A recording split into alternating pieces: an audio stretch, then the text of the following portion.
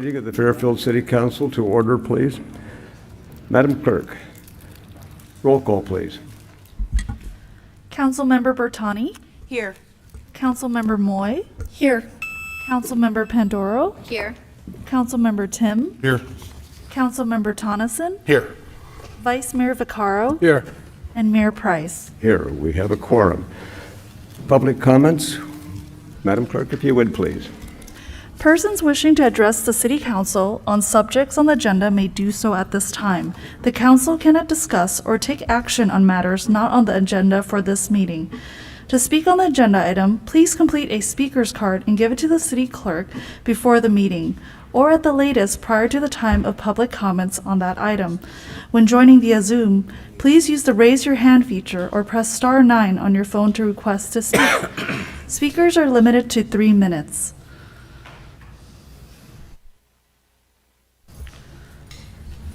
And we turn. New business, item number 1, please, Madam Clerk. Report on Waterman Boulevard halfway house residents. And our presenter is City Attorney David Lim. Okay, good evening, Mr. Mayor, members of the City Council. This is a report based on a request by the City Council at the April 6, 2021 meeting after several members of the public came during public comment to address concerns regarding a halfway house with convicted sex offenders living at a house on Waterman Boulevard in Fairfield. Council directed City Attorney's Office to prepare a review of options and a basic overview of sex offender residents in the city of Fairfield. In doing my research and coming back to you with a report today, I want to read the disclaimer of what I'm going to discuss today because it is slightly different than what the council has asked me to bring to you. The memo that I prepared, which is a 2-page memo attached to the agenda report for today's special meeting, and the discussion that I'm going to have today provides a legal background into the reentry of sex offenders into a community.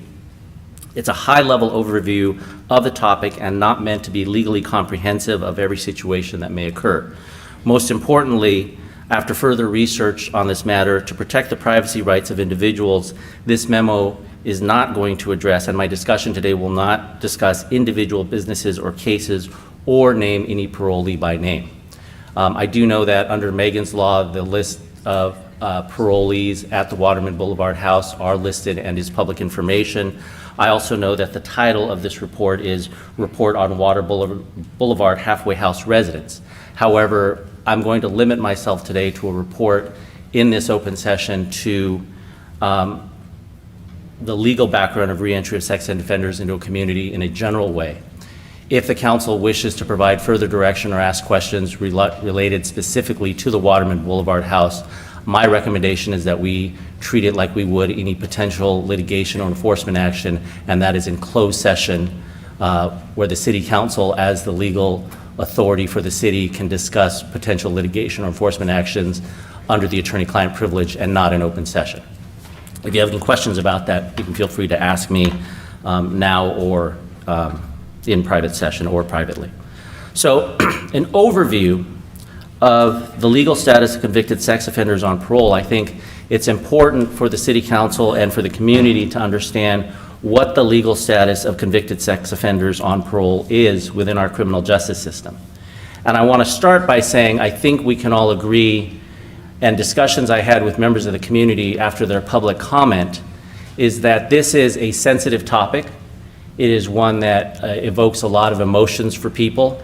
The very notion of saying the word convicted sex offender carries a connotation which is not a positive connotation on our community or in our society, nor should it be. It is probably one of the most heinous crimes that a person can commit. It is something to be abhorred and something to have a strong visceral reaction against. I don't think anyone denies that. And so I think we need to start from that viewpoint that that is the reaction that people have in the community, and it is not wrong. However, it is important to know legally where the status of convicted sex offenders on parole lie within our criminal justice system. And basically put, convicted sex offenders who are placed on parole have been charged and accused in a court of law with the crimes, and they have been convicted. So they've been found guilty by a court of law for the crimes that they've committed. So there is no doubt that they are convicted sex offenders required to register pursuant to the law and required to be on a period of parole. However, I think what gets lost sometimes in the conversation is the purpose of parole. The purpose of parole, and I know this is hard for some people to hear, but parole is for convicted felons who have served the punishment meted out by our criminal justice system. Whether we like it or not, whether we think the punishment was just or enough, doesn't change the fact that under our system of laws, under our court of laws, the person has been sentenced to a penalty of usually imprisonment. They have done that term of imprisonment, and our system has decided that they are now eligible for parole, which is re-entry into our society. And I'm going to read to you specifically Penal Code Section 3000, which states the purpose of parole. The legislature finds and declares that the period immediately following incarceration is critical to successful reintegration of the offender into society and to positive citizenship. It is in the interest of public safety for the state to provide for the effective supervision of and surveillance of parolees, including the judicious use of revocation actions, and to provide educational, vocational, family, and personal counseling necessary to assist parolees in the transition between imprisonment and discharge. It's real important for this council and the community to understand, therefore, that the purpose of parole is not to continue punishing parolees.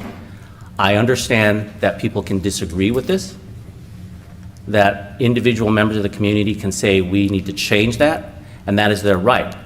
But this council, as a government entity, has a duty to uphold the laws of the state of California, and right now the law of the state of California is that parolees, and the purpose of parole is to assist in the transition of the convicted person back to becoming a functional member of society.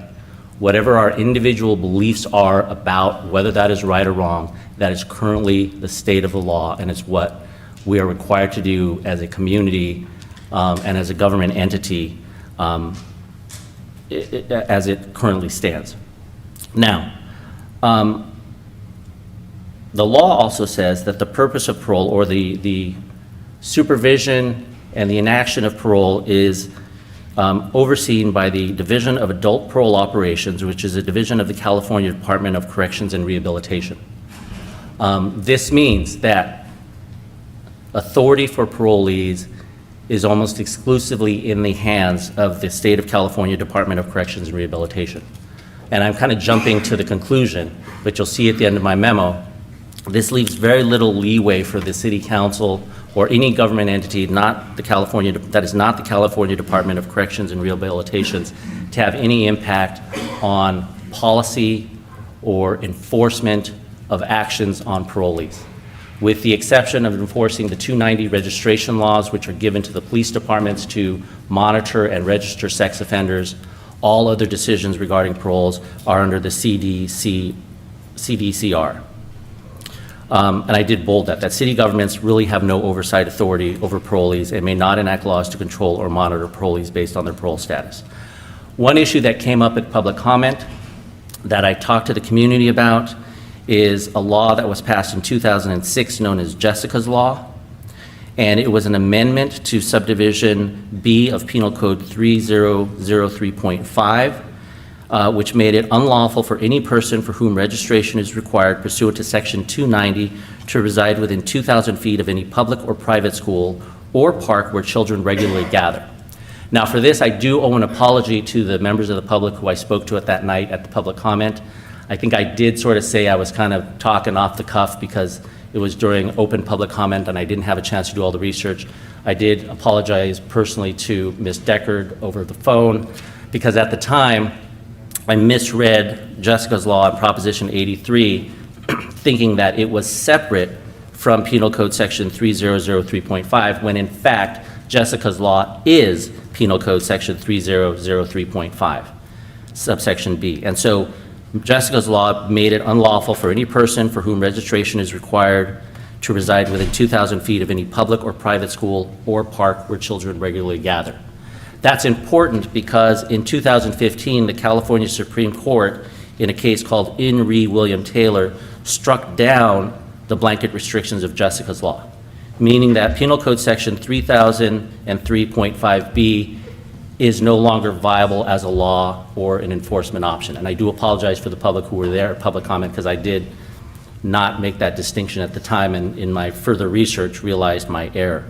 Basically what it means is those provisions are not, basically what the California Supreme Court says is a blanket enforcement. If the city were to say we're going to do a blanket enforcement and prohibit any registered sex offender from being within 2,000 feet of any public or private school or park where children regularly gather, is unconstitutional. It violates the parolee's constitutional right to residence. It's deemed unduly harsh, mainly because if you enforce that as a blanket restriction, they did studies as part of that hearing to show that there would literally be 1% of residents in any particular city or municipality where a registered sex offender could legally live, and they deemed that to be unconstitutional. So that law cannot be enforced. It is allowed to be enforced by the California Department of Corrections and Rehabilitation on a case-by-case basis against individual parolees depending on their situation. But again, we come back to the fact that enforcement for that is up to the CDCR and not City Council or even the Police Department. The other issues that came up in the public comment that were discussed that I want to bring to the City Council's attention is that some residents raised the point that single-family residences should not be allowed to house sex offenders, and there's a specific exemption in the parole laws for convicted sex offenders. It specifically prohibits sex offenders from living in a single-family residence, except in the case where there are 6 or fewer living in a residential kind of housing situation, which is why you have situations where you have halfway houses in various cities that can hold up to 6 individuals. Last thing that I will talk about regarding the law, and then I'll talk a little bit about just some policy implications that the council is already aware of. Residents have raised the point about a business license, and if there's anything that the city council can do to revoke or restrict the business license of the halfway house, I find that to be problematic. And the reason why is that a business license is a tax that's usually imposed upon any business that does business in the city. Normally, the way that the city enforces a business tax license is not to immediately revoke a business license for any arbitrary reason. I think if a city were to do that to any other business, I think the common sense rationale would be, well, that seems unreasonable, and we would probably invite a legal challenge. There is language in the municipal code that talks about when a business license may be denied or revoked. I don't think any of the cases in this case apply. And even again, using a common sense analysis, if a business has, let's say, a typographical error in their business license, they spelled the name of the president of the company wrong, or they get the address of the business wrong, usually the city's response or the finance director's response is not to immediately revoke that business and put them out of business. It's usually to have them just correct the error. So again, that's a kind of a simplistic way of talking about it, but again, I think trying to use business licenses and making it harder for halfway houses to get business licenses, I think is inviting challenges and trouble on behalf of the city. And we can talk about that more in closed session if you like. Finally, I think I've sort of made the point about the authority of the city council to regulate convicted sex offenders on parole. The last thing I'll say on this matter is my last paragraph, which again I know the council is well aware of. There's nothing in this presentation that restricts the ability of this council to lobby the state legislature who has authority over the Department of Corrections and Rehabilitation. There's nothing prohibiting the residents from talking to their state representatives, either in the state legislature or state assembly, to have them change any of the rules and regulations that they deem to be unsatisfactory with regards to the regulation and monitoring of parolees. So with that, I'll take any questions from the city council and any further direction that you want to give me. Any comments or questions for the city attorney, please? Councilwoman Bertani, please. Just a point of clarification, is there public comment for this session, and do we have any speaker cards? We don't have any speaker cards for this item, just general public comments. Okay. One question that I have, Mr. City Attorney, is whether the facility on Waterman, is that a re-entry housing or a recovery housing project? And if so, what's the difference, if any, legally, if you know? Like on their permit, on their license with the city, are they designated re-entry housing or recovery housing? So as to permit, I'm not sure that there's a permit that you get from the city. I think it's a business license. I know that in preparing this, I reviewed the business application license. There is not a box when you apply for a business license, if you're a halfway house for registered sex offenders, to check, because I don't think there's that many of them. So I think there's like a catch-all box that you can check, right? If you're sort of a unique niche business, the business license doesn't encompass everything. So you just check whatever it is. But to answer your question directly, I don't know that there's a distinction between reentry and rehabilitation. I would need to defer either to the police department, or we could follow up with someone from the California Department of Reentry and Rehabilitation. My understanding, though, is that I think the reason I say I don't think there's a distinction is reentry homes automatically, by the mission statement of parole, is to offer rehabilitation, vocational training, reentry training, so that if a person, has suffered from substance abuse or needs educational training, I think that is presumed to be encompassed in part of the reentry boarding process, if that makes sense. Yeah, I think that makes sense, but my point is that I think that there are more restrictions, more or less restrictions on the entity in terms of, if they're deemed a recovery or a reentry organization. So I just want us to be very clear about any distinctions in that regard, and make sure that we have the proper characterization for the facility on Waterman Boulevard. I think you're correct, and if you would like more information, I think, honestly, I'm not an expert in that, and I can help you find the contact person at parole, who I know that in reviewing all the material, the police department does have the contact person for the parole officer, who's the supervisor for the Fairfield area, and I think that would be a question to get to them. And so if you would like that, you can send me an email, or I can follow up with the police and have them follow up with you to set up a meeting with that person. Okay, yeah, I would like that clarification. And I just, I think that the issue here, and I appreciate your presentation and your report, that, no matter what, the state of California has provided guidelines for transitioning these folks back into the community in a supervised manner. And I think we all understand that. It's the location of this place that's the problem. It's the location. It's not that at least I don't have any policy, qualms about when people have served their time, they have served their time, and they're on probation and in, transition. I have no policy issues with that at all. The fact of the matter is that this place is located in a place frequented by a lot of kids every single day. And so I'm looking for the city's authority to weigh in on that issue, and that issue alone, not whether there can be a facility in Fairfield. I'm more interested in the location of the facility. This is obviously traveled by children who are, walking alone, unattended by adults. And I'm not saying that anything will happen, but what if it did? What if it did? And we know this. We have all this information at our fingertips. We know this. We do nothing. What if is what keeps me up at night. So I'm just thinking, what authority can we look to as a city council to weigh in on the location of this facility?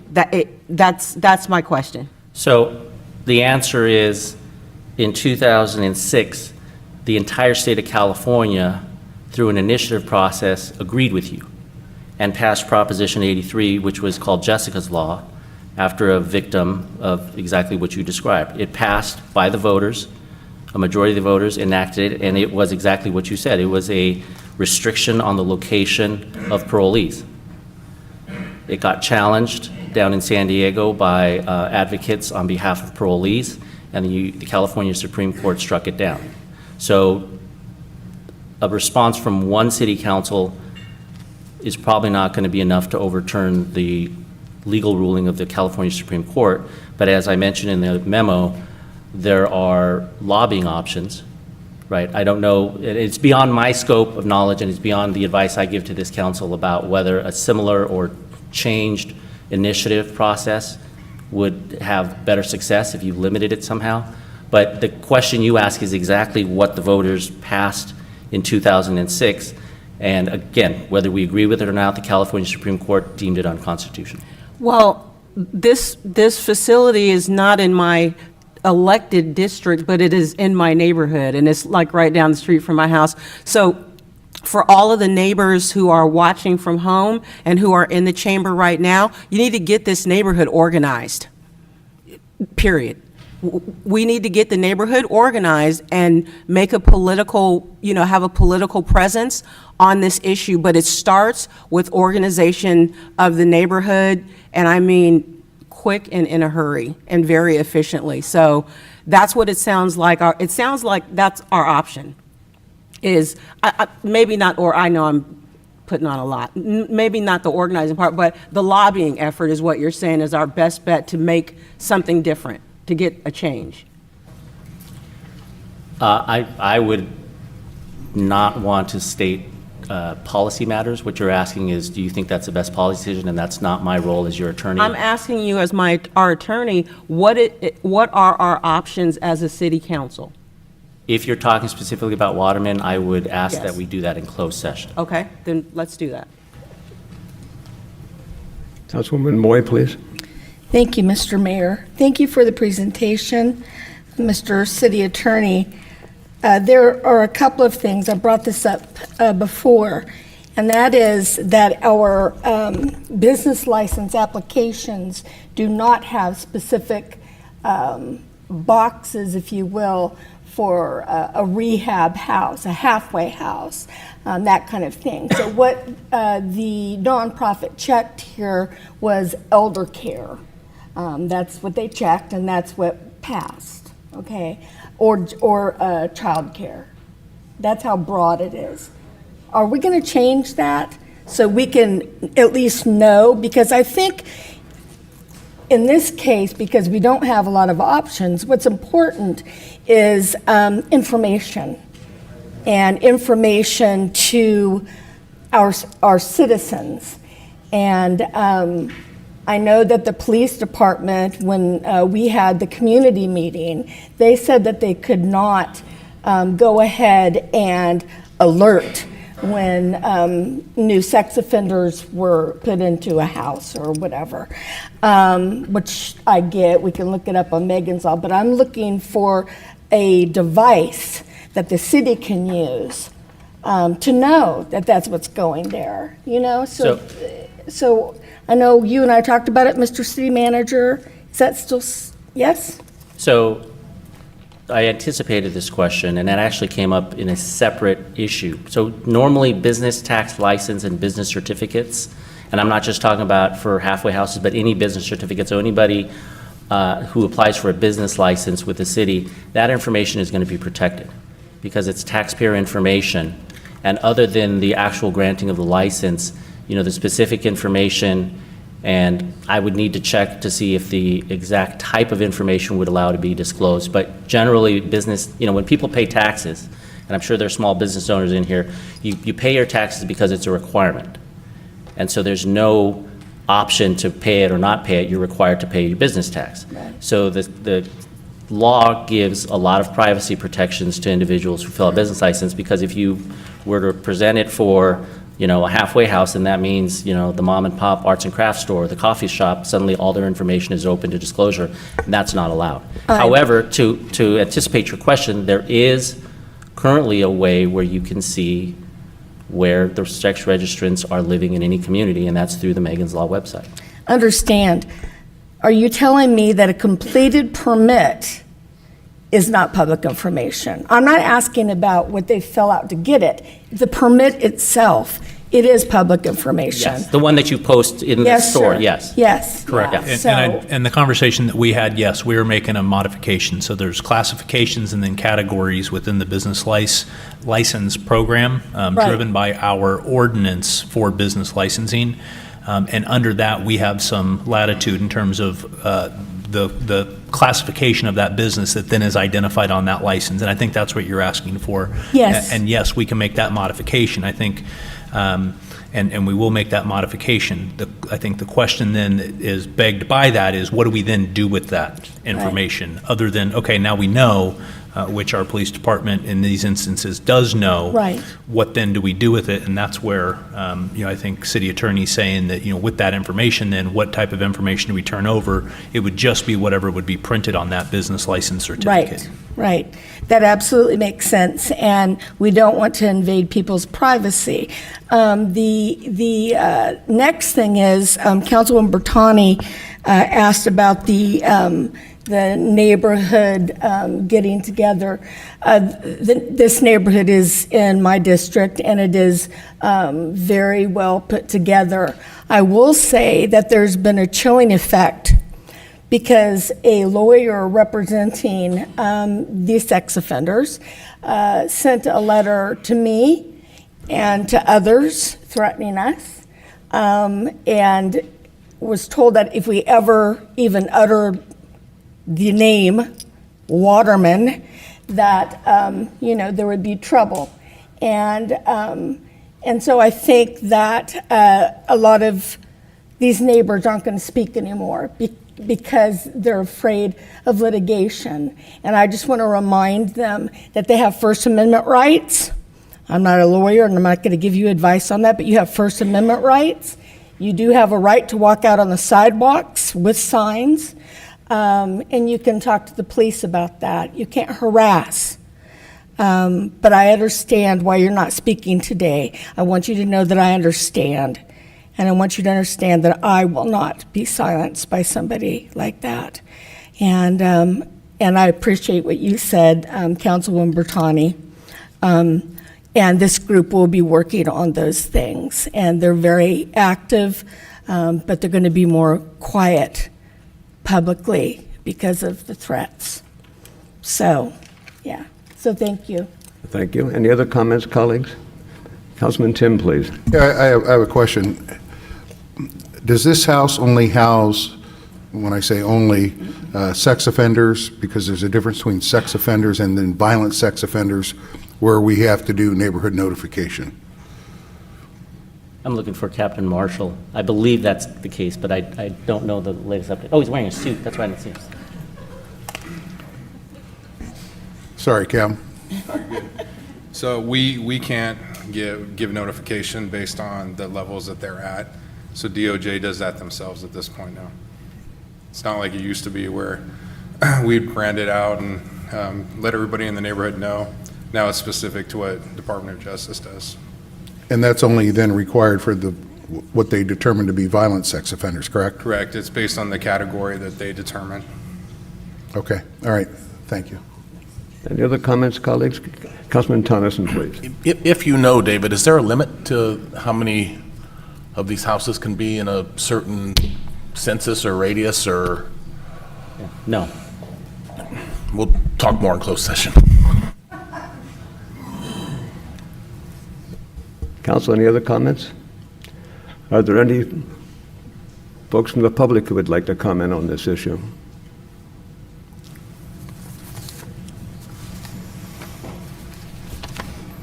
Seeing none, then, there's no action that we can take this evening, so we will adjourn this meeting. Thank you very much. Thank you. And we'll go immediately to our regularly scheduled meeting.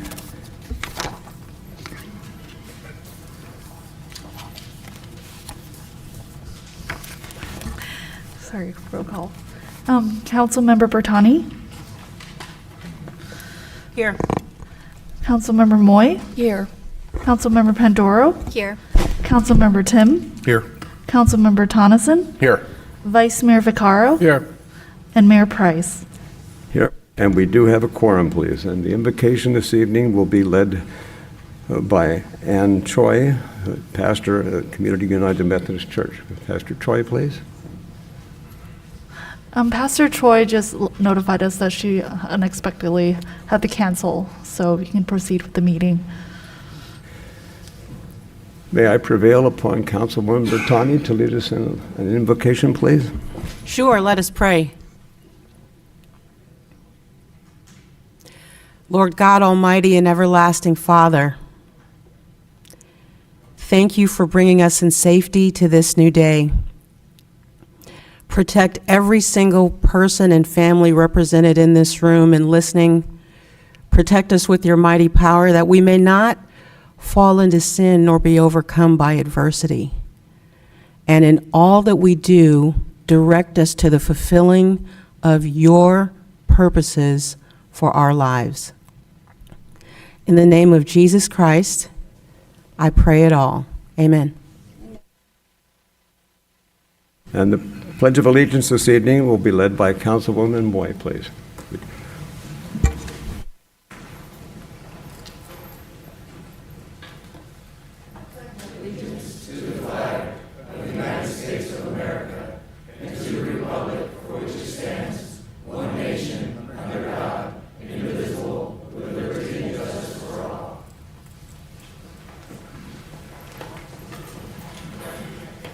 And we'll begin now with council reports. Mr. Vice Mayor, would you like to begin, please? Yeah, thank you, Mr. Mayor. It's great to see a packed house here tonight, as always. So I just wanted to mention a few things. Myself and some of my colleagues attended the League of Cities up in Sacramento. There was actually Ledge Day on Wednesday. We got the opportunity to talk to meet with Assemblywoman, newly elected Assemblywoman Lori Wilson, myself, Councilwoman Pandoro, Mayor Price, our city manager, interim city manager, David Gasway, and Anna Gullis. So it was actually a very productive meeting.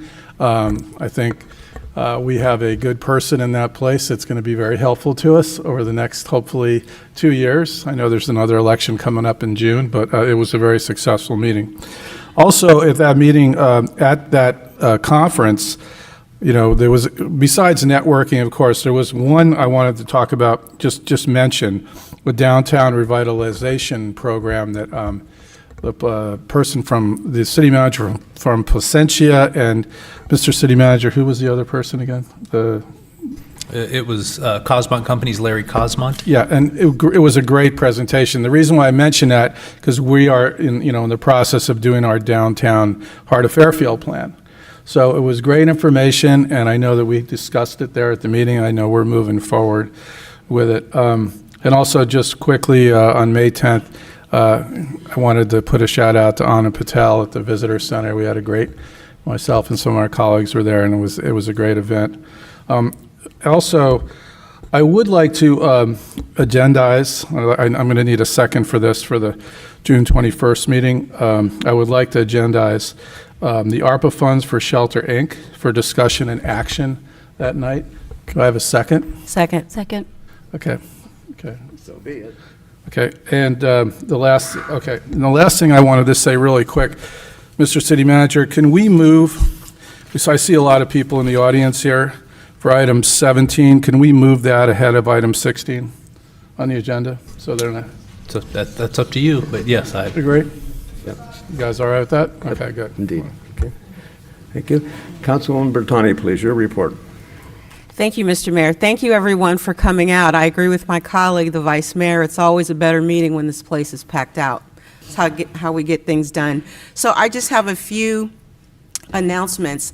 As you know, I've been working with the Fairfield Clergy Action Network, or Fairfield CAN, And Fairfield Can will be presenting the first annual Juneteenth Festival here in Fairfield on Saturday, June 18th. Be starting from noon to 5 p.m. It'll be at the county lawn at 675 Texas Street downtown.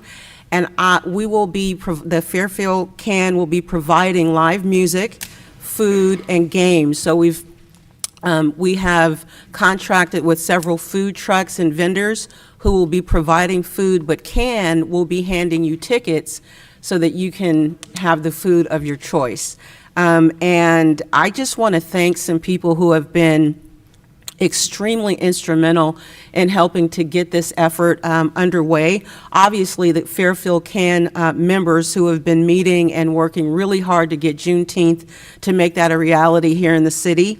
I want to thank Tamori Richardson and the Solano County Black Chamber of Commerce. They have been essential in helping us get vendors, even a little budget together, and really just doing the social media push. Outstanding effort. I want to thank Jeff Traeger, who is a promoter here in Fairfield and in the Bay Area.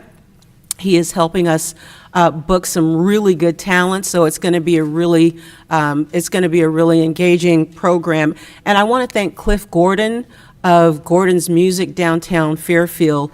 He has most graciously agreed to provide sound for the event, and basically anything we do downtown, Cliff Gordon does the sound, so it'll be done well. I just want to give a special shout out to someone, and I hope this is appropriate, but I just want to thank Kelly and Esther on our staff for really doing a lot of the heavy lifting in terms of keeping all the communications together. So Juneteenth is on in the city of Fairfield. It's going to be a blast. I want to remind you, too, that I'm having a town hall meeting this Saturday from May 21 at Filati Park out at Gold Ridge. It'll be from 11 a.m. to 1 p.m. So come on out and let's talk solutions. That's what the town hall meetings are all about. And finally, I want to thank the city manager, David, for your working with Mission Samoa and really helping to get those tiny home projects underway. So this is for our homeless not shelters, they're actually many homes. So it's my understanding that hopefully the first tiny homes by Mission Samoa will be up and running within about 90 days. Is that correct? That's the goal we're pushing hard for. That's good news. Thank you, yeah, Mr. Mayor. yeah. That's my report. Thank you. Councilwoman Moy, please, your report. Thank you, Mr. Mayor. Councilman Bertani, I'm so happy that it's coming together for Juneteenth. I and another group for 2 months have been working on doing this, and glad that you guys are putting it together.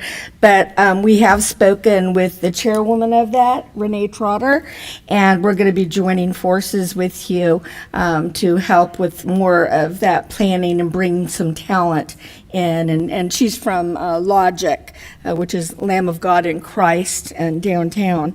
And so I'm excited about that as well. I also wanted to, speaking of Logic, thank them publicly and all of the pastors who came out for the day of prayer this year. It was overwhelming. It was so successful. We should be doing really well for the rest of this year with all the prayers that were going on in there. I've never seen it so well attended, and part of that is because of the Trotters, Reverend Trotter and First Lady Renee, and I want to thank Councilwoman Panduro for coming and participating as well. Next year, we're already planning for next year. Next year, we're going to have a lot more. We had singing this year. It was beautiful. So anyway, again, thank you for everybody who showed up and participated. And then the last thing that I want to talk about is actually something that I've been working on for a while, and I thought today is a good day to talk about it because this is the National Police week. And so I want to thank all of our police officers and everybody who works inside the PD, the non-sworn and everything else.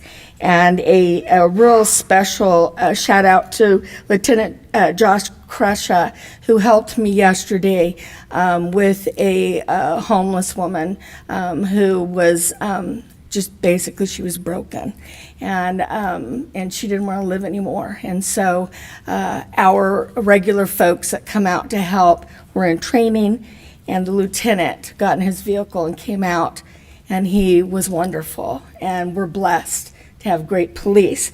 But my announcement is that a friend of mine who retired from Vacaville Police Department, she and I have put together a nonprofit, and the nonprofit is called the Friends of the Fairfield Police Canine Association. And what we are doing is going to supplement and help the canines and the entire city, actually, but for the canines themselves. This came up for us because we have one canine court who just got stabbed for the second time. And he's a real hero. He's doing well. He's back on the job. He's not a quitter. So we're working with the canine handlers, and we're going to be putting together a memorial statue that we'd like to place on the city grounds here. That'll be shaped like a dog, and then have the names there. We're copying Anaheim City Police Department. They have the same thing. It's beautiful. So you'll be hearing more about that. And I will be asking Mr. Mayor in the near future to agendize this, just so we can decide where we would like to place that statue, the memorial statue. So, Absolutely. so thank you very much, Mr. Mayor. That's all I have. Councilwoman Panduro, please, your report. Thank you, Mayor.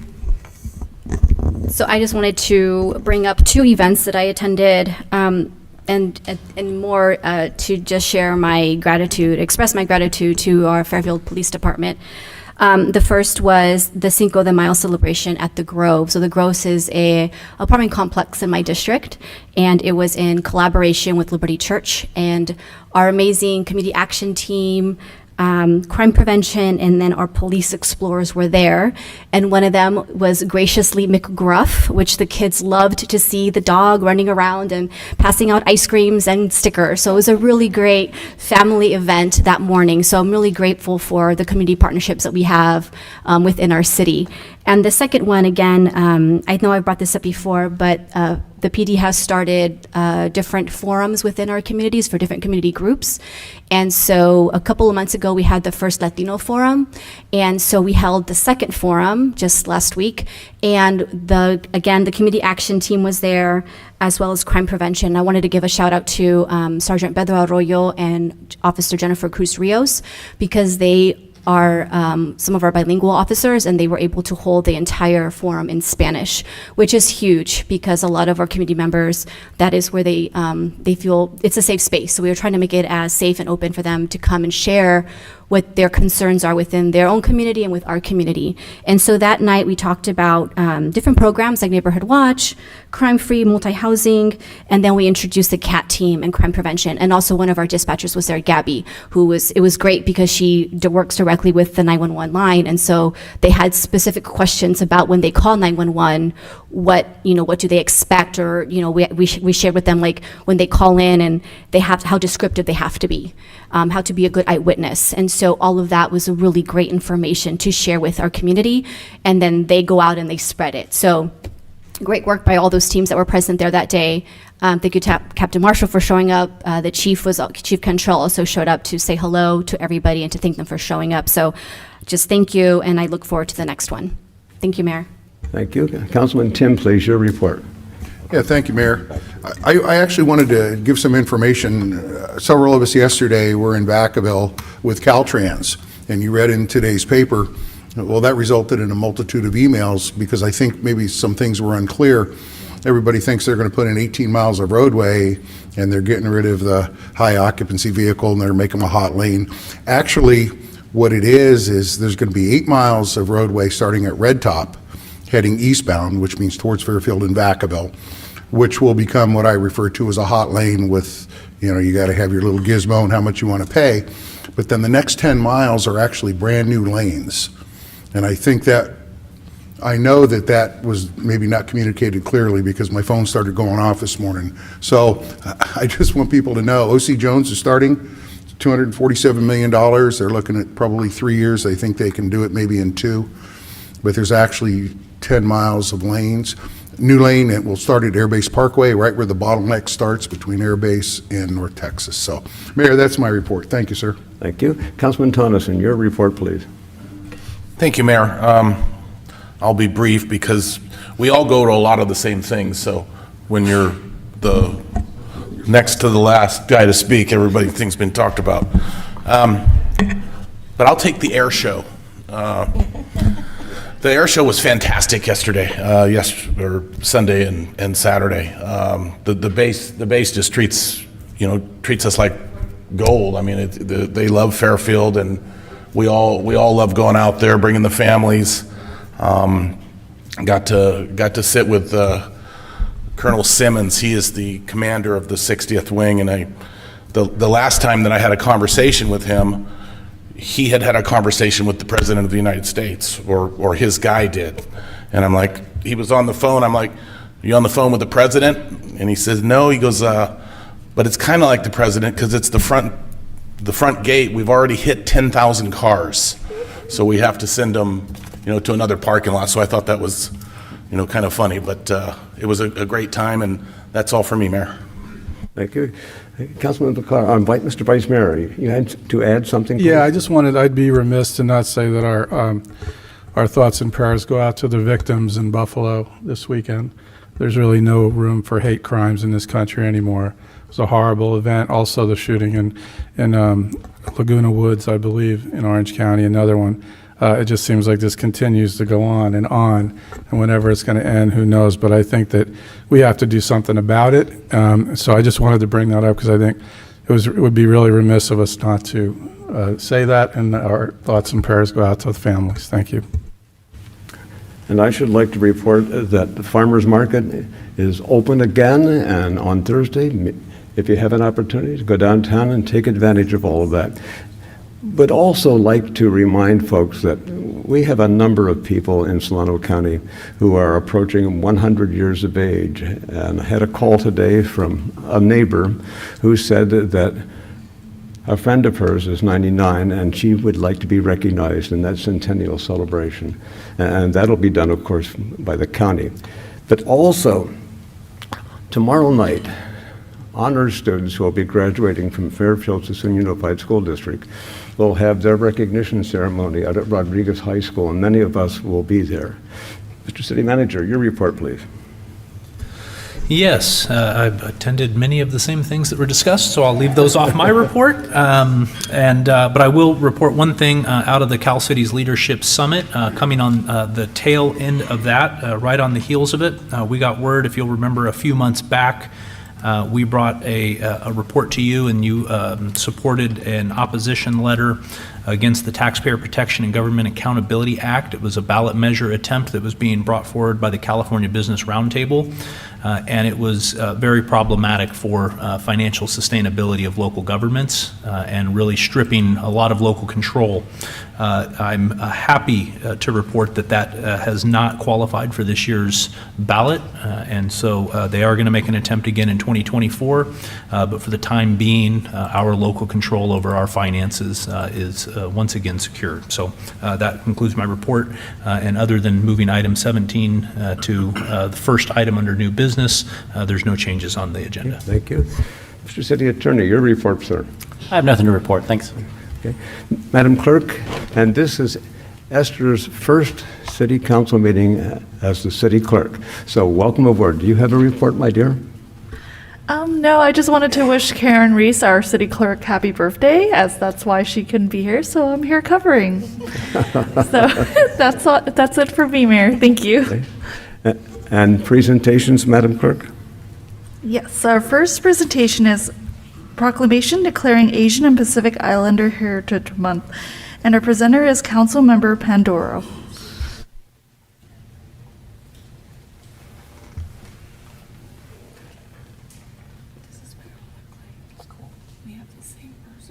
Good evening, and if I can have Carolyn Villarreal come up. She is here on behalf of APAPA, which is the Asian Pacific Islander American Public Affairs Association, and CAASC, which is the Chinese American Association of Solano County.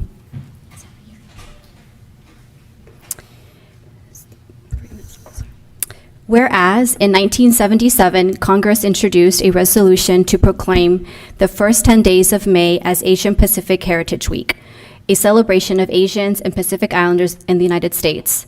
And whereas in 1990, President George H.W. Bush signed a bill passed by Congress to expand Asian Pacific heritage from a week to a month-long celebration. And in May 1992, the month was permanently designated as Asian Pacific American Heritage Month. And whereas the month of May was chosen to commemorate the immigration of the first Japanese to the United States on May 7th, 1843, and to mark the anniversary of the completion of the Transcontinental Railroad in 1869, as the majority of workers who laid the tracks were Chinese immigrants. And whereas the history and cultures of Asian Americans and Pacific Islanders are tied to the story of the United States of America, and whereas we acknowledge these Americans for their significant contributions to education, government, industry, commerce, agriculture, science, literature, and the arts. And whereas there are approximately 22 million Asian Americans or Pacific Islanders living in the United States, with 1/3 of those living in California. And we acknowledge the historical and cultural contributions of Asian Americans and Pacific Islanders in the development of the state of California. And whereas in Fairfield, over 18% of the population identify as Asian, Filipino, or Pacific Islander. And whereas the Asian American and Pacific Islander community is a rich and diverse population composed of nearly 45 distinct ethnicities and over 100 language dialects. Now, therefore, I, Harry T. Price, Mayor of the City of Fairfield, do hereby proclaim the month of May as Asian American and Pacific Islander Heritage Month. And I strongly encourage citizens to learn about the significant contributions that these Americans made to our great nation and our city. Thank you.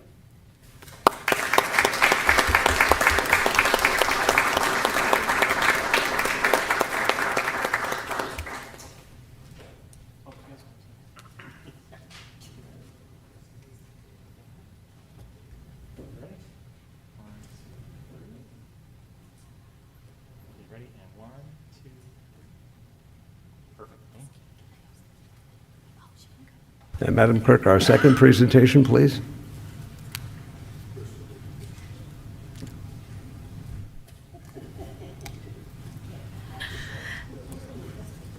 Our second presentation is Proclamation Declaring National Building Safety Month, and our presenter is Councilmember Tim.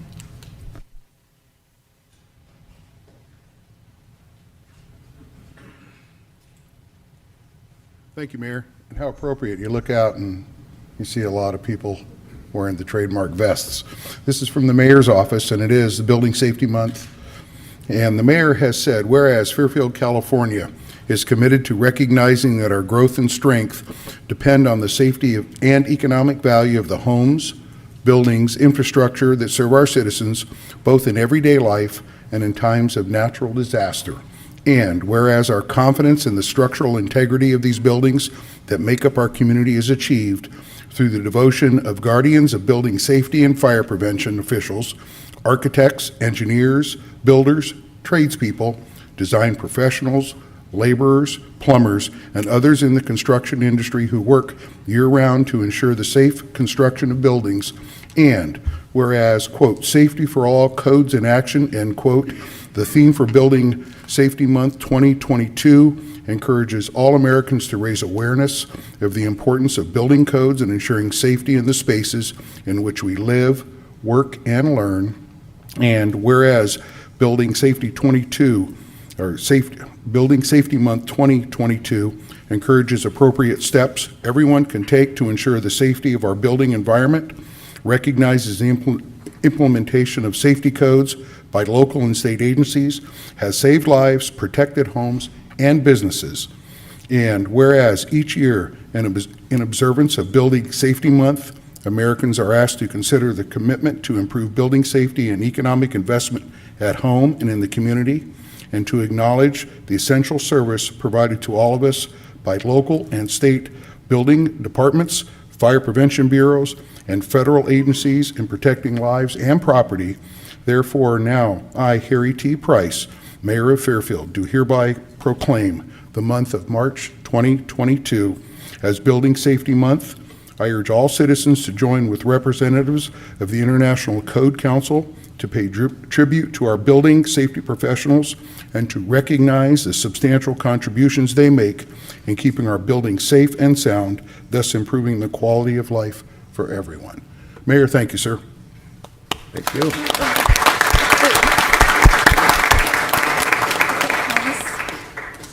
And our next presentation, Madam Clerk, please.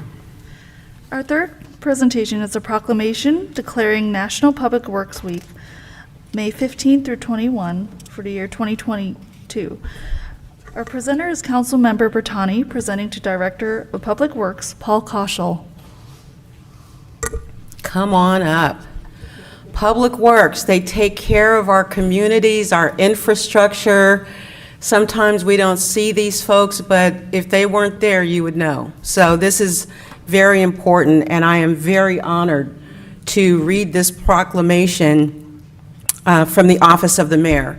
Whereas public works professionals focus on infrastructure, facilities, and services that are of vital importance to sustainable and resilient communities and to the public health, high quality of life, and well-being of the people of Fairfield, California.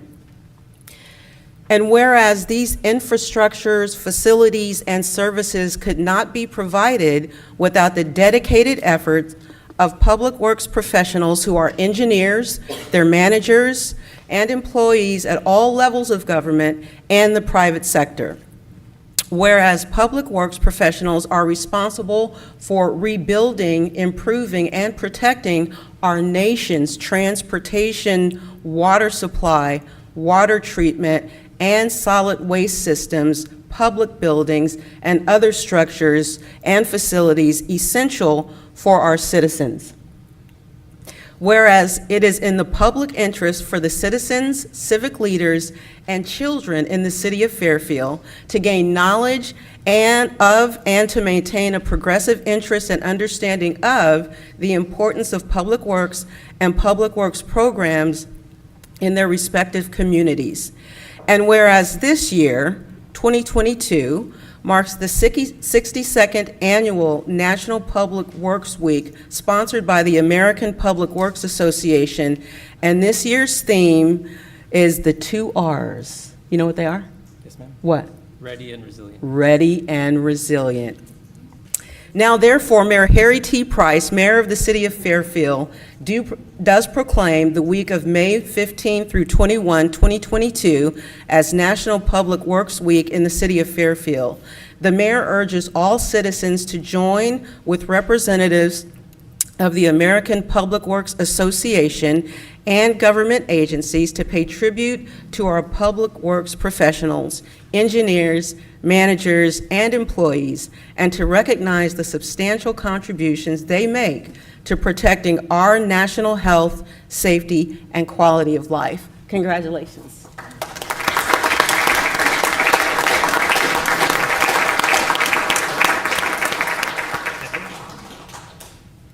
One, two, three. And one, two, three. Perfect. Nice. Thank you. If I may, Mr. Mayor, thank you, Councilmember Bertani. Honorable Mayor, Vice Mayor, and council members, I just wanted to mention 2 quick things this evening. First and foremost, our public works staff. As Councilmember Bertani read just a moment ago, the theme for this year's National Public Works Week is Ready and Resilient. And I think that does a great job of capturing a couple of the key qualities of our staff as well as their mindset. And so with that in mind, I wanted to just take a moment to recognize our entire Public Works staff, several of whom are here tonight, and thank them for remaining ready and resilient in support of the city and all its infrastructure throughout the year. So I want to say thank you to them.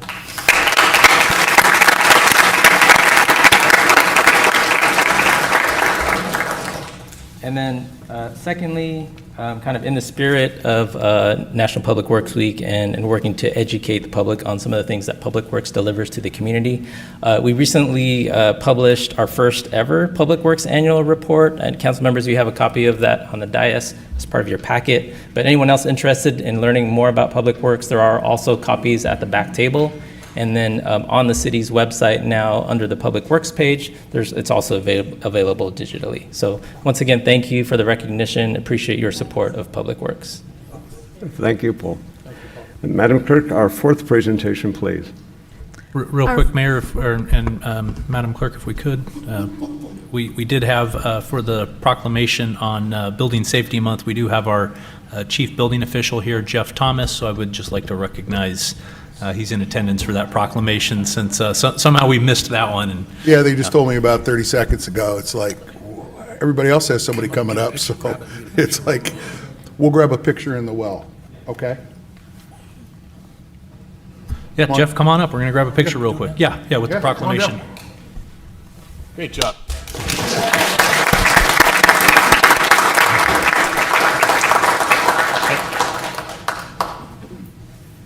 It's like everybody else is here. It's like, where's the guy here? All right, there we go.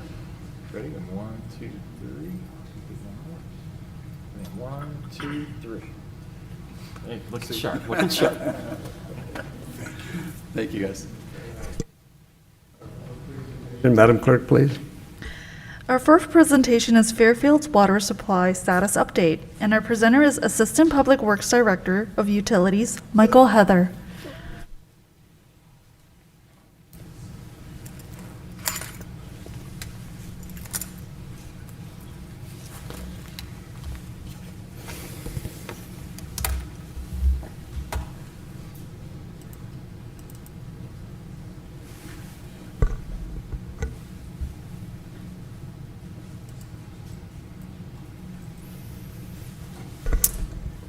All right.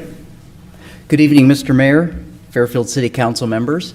On the heels of that Public Works, let's keep the theme of resiliency in mind as I step through our water supply status update, because that's a good way to describe our water supply. I'm Michael Heather, Assistant Public Works Director for the city's water utility. The item before you this evening requires no action and is intended to update you all on the status of Fairfield's water supply. Over the past couple months, the media has engaged in a more intensive effort to highlight the state's drought conditions, but much of the messaging is tailored towards a one-size-fits-all solution. During tonight's brief presentation, you'll hear about why Fairfield is in better shape than other water purveyors, and we'll conclude by answering any questions you have. So as I see it, tonight's presentation seeks to provide answers to 4 basic questions. First, I'll briefly describe how Fairfield is different from other cities and water purveyors, and I'll spend a few minutes talking about the amount of supply that Fairfield has access to and the reliability between each of the sources. Second, I'll present our supply projections that we made before adopting last year's urban water management and water shortage contingency plans, and we'll go over the difference between what we have access to in theory as opposed to the projections that we made, which were based on what we think will be available in actuality. Third, I'll spend some time discussing our conservation efforts to date, and we'll review a timescale of per capita consumption. And finally, I'll outline next steps as we prepare to submit an updated water supply and demand assessment to the Department of Water Resources. So let me set the table here and spend a brief moment to remind folks that Fairfield has access to 2 different water sources. Generally speaking, our water sources are the Delta, which is State Water Project, and Lake Berryessa, which is Solano Project. I say generally because the city has access to other categories of water, such as call water, transfer, and exchange options, as well as area of origin or settlement water. but they still generally come from the same two categories of State Water Project or Solano Project water. State Water Project water is conveyed through the North Bay Aqueduct, which originates at Barker Slough and traverses westward just north of Travis Air Force Base, where we have a metered connection at the North Bay Regional Water Treatment Plant. The second source of the city's water is Lake Berryessa and conveyed through the Puta South Canal, which originates at the Puta Diversion Dam. Both of the city's water treatment plants, Waterman, North Bay Regional Water Treatment Plant, can receive Solano Project water.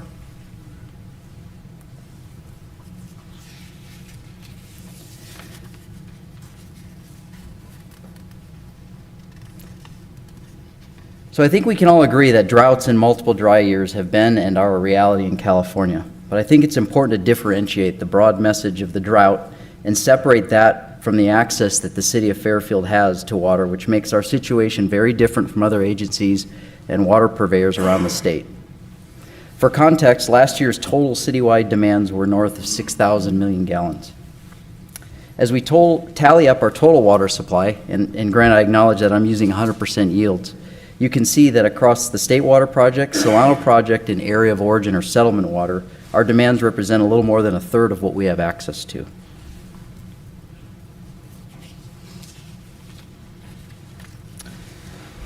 So now let's review what we presented last year as part of the adoption of our Urban Water Management Plan and Water Shortage Contingency Plans.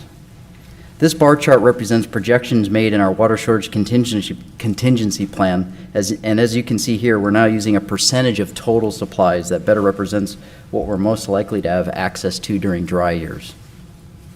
What I'm attempting to do is to give you a graphical representation of our access to water as compared to projected demands, because it is important to understand how water supply and our access as it compares to projected demands during the dry years. I said this last year, and I'll say it again, Fairfield is in the unique position of having plenty of water to use, but none to waste. Since the city primarily relies on two water sources, those being State Water Project and the other being Solano Project water, we are very different from other agencies and water purveyors in that we have access to a highly reliable water source in Solano Project water. To the city of Fairfield, Lake Berryessa is the equivalent of a healthy savings account that we can draw upon, very much like a responsible person who diligently saves money every paycheck and draws on their savings account to make it through a period of unemployment or an unforeseen layoff. Like that person who relies on his or her savings account, Lake Berryessa is what allows the city of Fairfield to comfortably make it through a period of several dry years.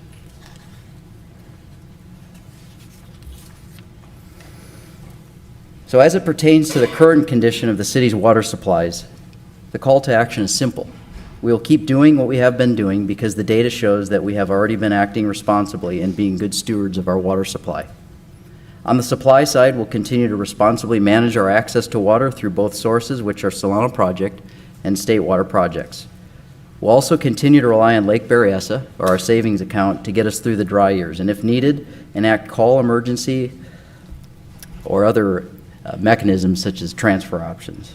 On the demand side, we'll continue to conserve and discourage water waste as we have been doing, which is supported by a 9% reduction in per capita use from 2020.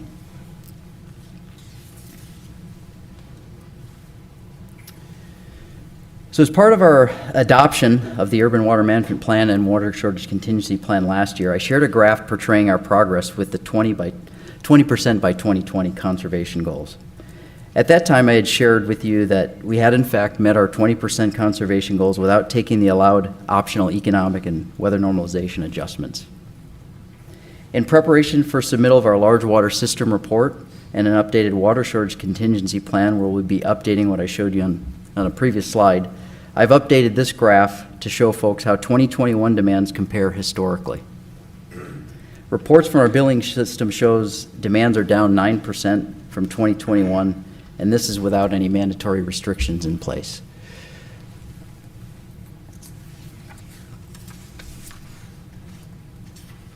In summary, we are going to be taking several steps as the state navigates a decision on whether or not to curtail North Bay Aqueduct water rights. A decision has not yet been made on this, and I'll be working with Solano County Water Agency to track and implement the decision. Among the many tasks ahead, the high-level summary includes submitting a preliminary water supply and demand assessment by June 1st, 2022. We're actually in the throes of doing that right now. We're going to be implementing a shortage level 2 of the city's water shortage contingency plan by June 10th, 2022, some of which will include expanding public information campaigns, limiting landscape irrigation to 4 days per week or less, prohibiting running water from washing of buildings, and we'll also be submitting a final water supply assessment by July 1st, 2022. Now, the implementation of water shortage contingency plan and our Tier 2 is based on the governor's executive order. Some of the details are still being hashed out on that.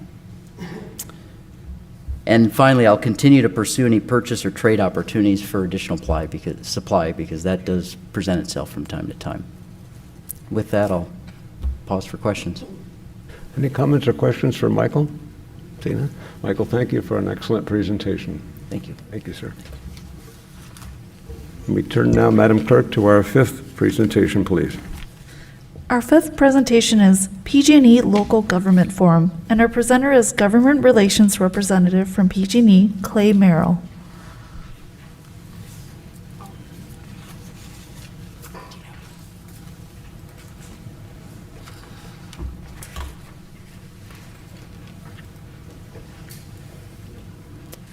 Okay. Good evening. Pardon me. Good evening, Mayor Price, Vice Mayor Vaccaro, council members. Thank you for taking the time to allow me to meet with you all today. Thank you. Clay Merrill, I'm your local government affairs representative for PG&E. So thank you again for allowing me to take some time today to present this information to you.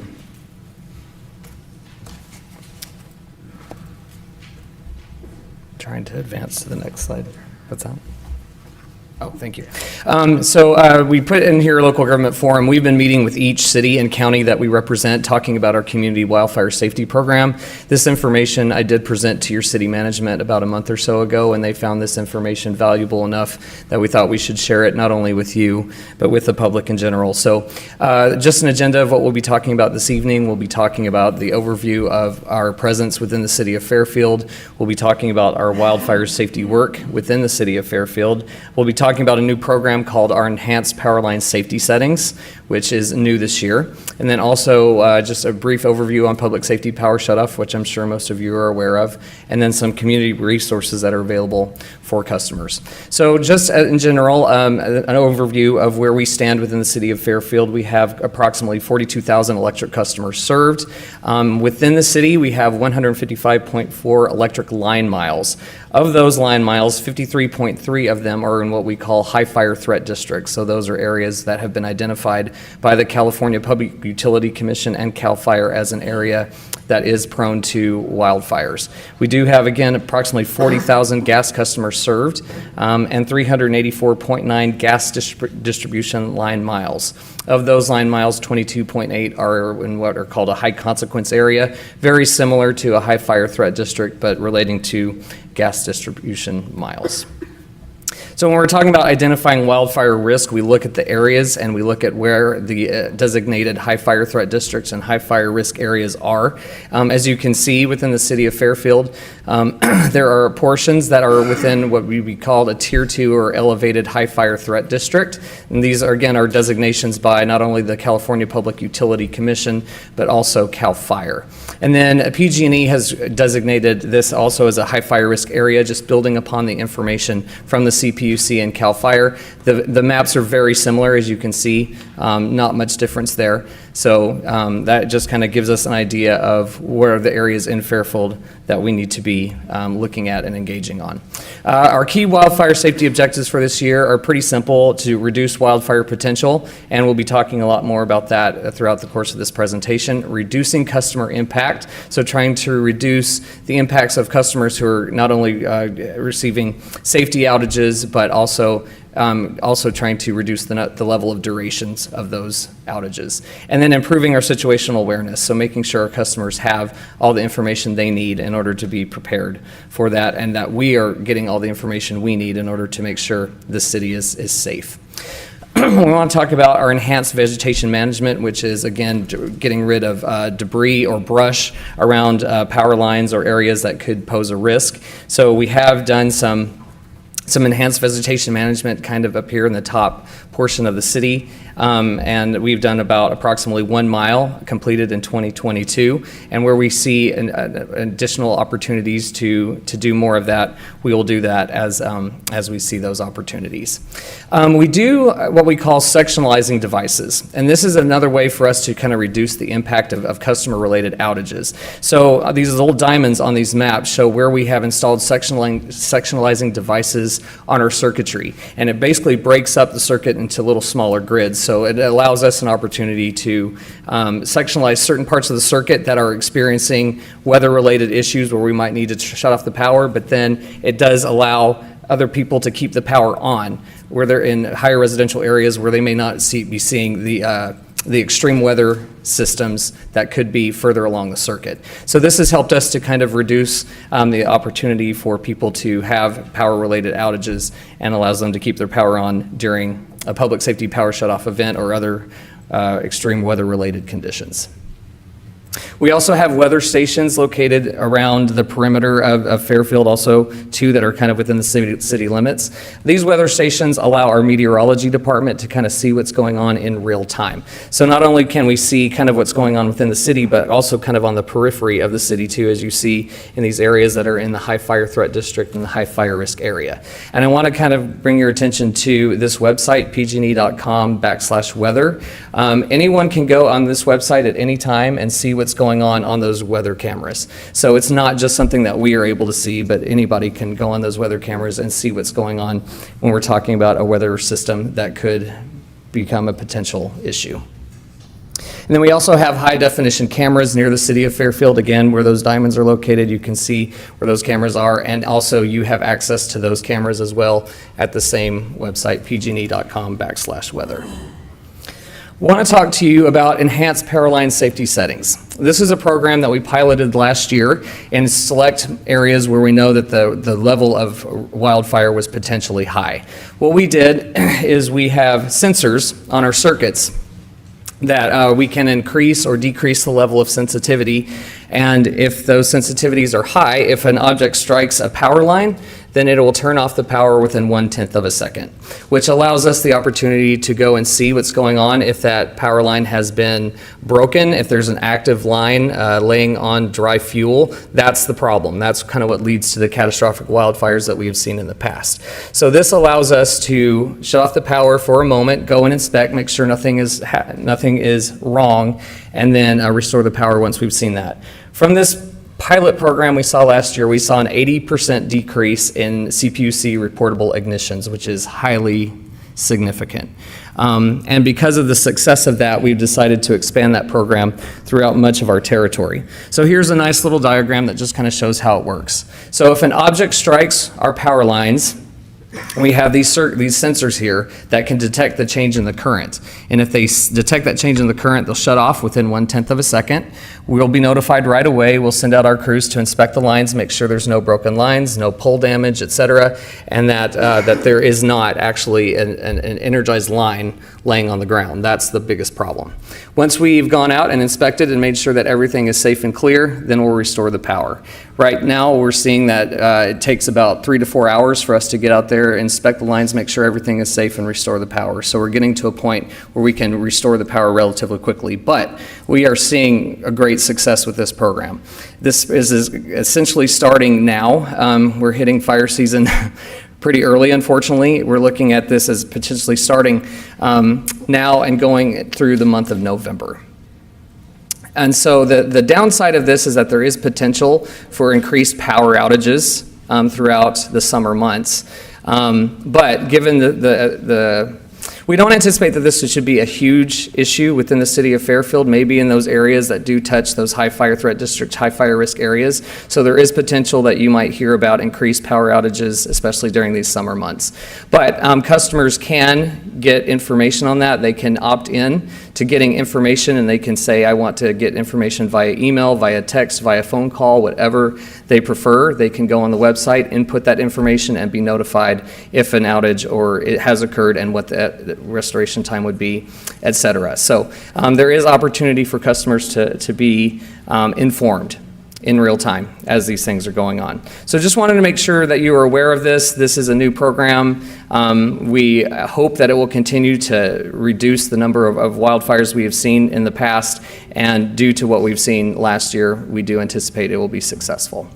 Public safety power shutoff, it continues to resume, and this is a proactive outage versus a reactive outage, what our enhanced power line safety settings are. So this is where we see certain conditions, low humidity levels, forecasted high winds, red flag warnings from the National Weather Service, noticing dry fuel on the grounds, et cetera. So if we see these things and these conditions are occurring, we will enact a public safety power shutoff, where we will proactively turn off the power for a time. Last year, we had 3 public safety power shutoff events. Here's some numbers that you can see as far as the number of customers impacted. The August event, about 158. For September, it was pretty high, about 600. And then in October, about 30. So you can see the peak wind gusts for each event, the average restoration times for each. So with each event, we're trying to do a little bit better on making sure that you guys are informed, that the customers are informed, and that we're getting the restorations back as soon as possible. Again, we're trying to make sure our communities are safe. Otherwise, we wouldn't be doing this. Our job is not to turn off the power, it's to leave the power on. But we're reacting to Mother Nature, and she's quite unpredictable right now. So our job right now is to make sure that these communities are safe. As we are doing these public safety power shutoffs, we are partnering with community-based organizations such as Meals on Wheels of Solano County, the Food Bank of Contra Costa and Solano, doing in-language media to make sure customers are informed. So these are for customers who are experiencing the outage and they have access to resources during that event and can receive food, et cetera, during those times. Last but not least, we just want to talk about some customer resources that are available for folks. Specifically, we have a self-generation incentive program. Folks can go on there for battery storage and renewable generation. A portable battery program supporting eligible customers with fully subsidized portable battery solutions. A generator and battery rebate program, again, to purchase a qualifying generator or battery, and then partnerships with 211. So these are the websites that customers can go to learn more about that and opt into those programs if they are eligible and do apply.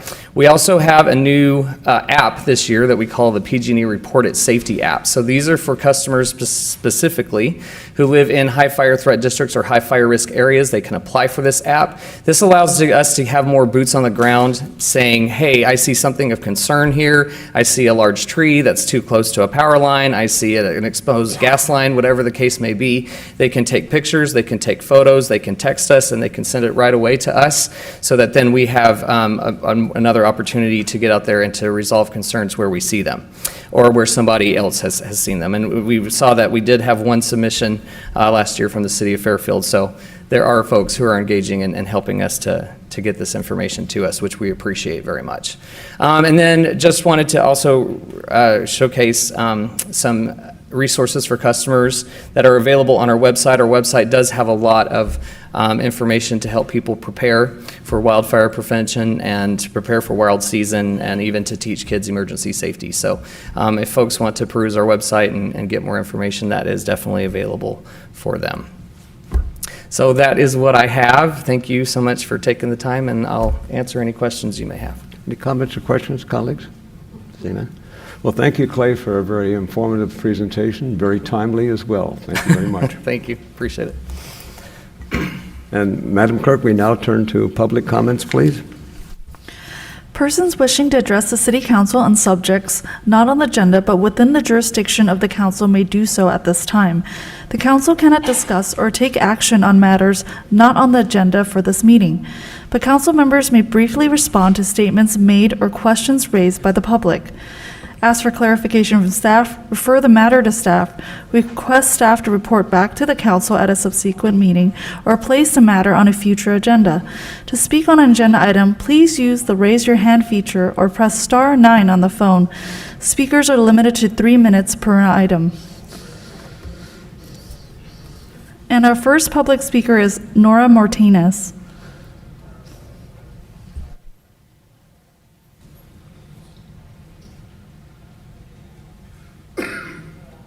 Thank you, Mayor. Thank you, Councilmember Bertani. As you know, I've been in Fairfield for a long time. I came here with my mom during the Vietnam War, stationed at Travis Air Force Base. I'm homeless currently, but I am a military widow. And my question basically is, the shelter monopoly with Shelter Inc. really doesn't work for me. The mixture is that the beds are taken up by people who actually have a bed at the jail. So they're double, and my understanding is the police is paying for them.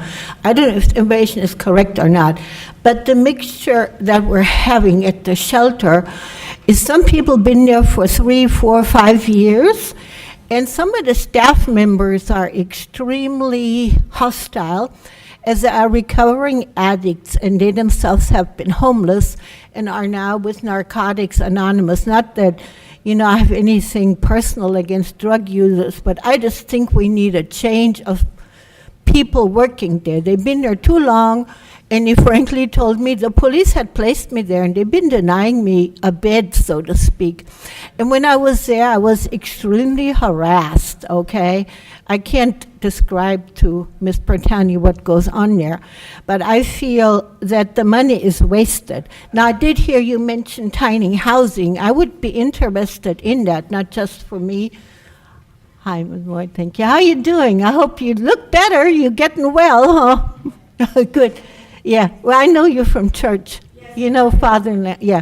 Well, I am a former resident of the Catholic convent, but I'm not here to talk about that. I'm actually talking about that the situation with shelter monopoly, it costs millions and millions of dollars, and I don't know, they're talking to me about funding, and they said that the Fairfield Police is funding them. The Fairfield Police is doing a good job. I feel somewhat safer. As you know, I camp outside. I've been for 20 years. It was gentrification at Ellsworth Court. I was a resident there. I had a studio. I'm an artist. I do paintings and whatever, murals, whatever. But anyhow, I haven't been able to get my business back. People copy my stuff. Feel free to copy. That's okay. But anyhow, so my main address, my question is to the council. Why can't we just have tiny housing with a locked door? Theft is enormous. I had 8 bags stolen, as a matter of fact, at the church. And would you conclude, At please? the Catholic church. And so I feel that they're lining their own pockets with money that should be spent on homeless services. I just don't see the results equating economically, that these shelters make economic sense. The people in there don't respect anything because they don't have to pay the bills. Some of them in there have $40,000, $50,000 or so, as they do Thank get you. public aid. Yeah, so Yeah. my question is about why not have tiny housing and give people privacy? It's a privacy. Thank you. Thank you for having me. Thank you. Thank you. Thank you, Council. Our next speaker is Tim Madigan.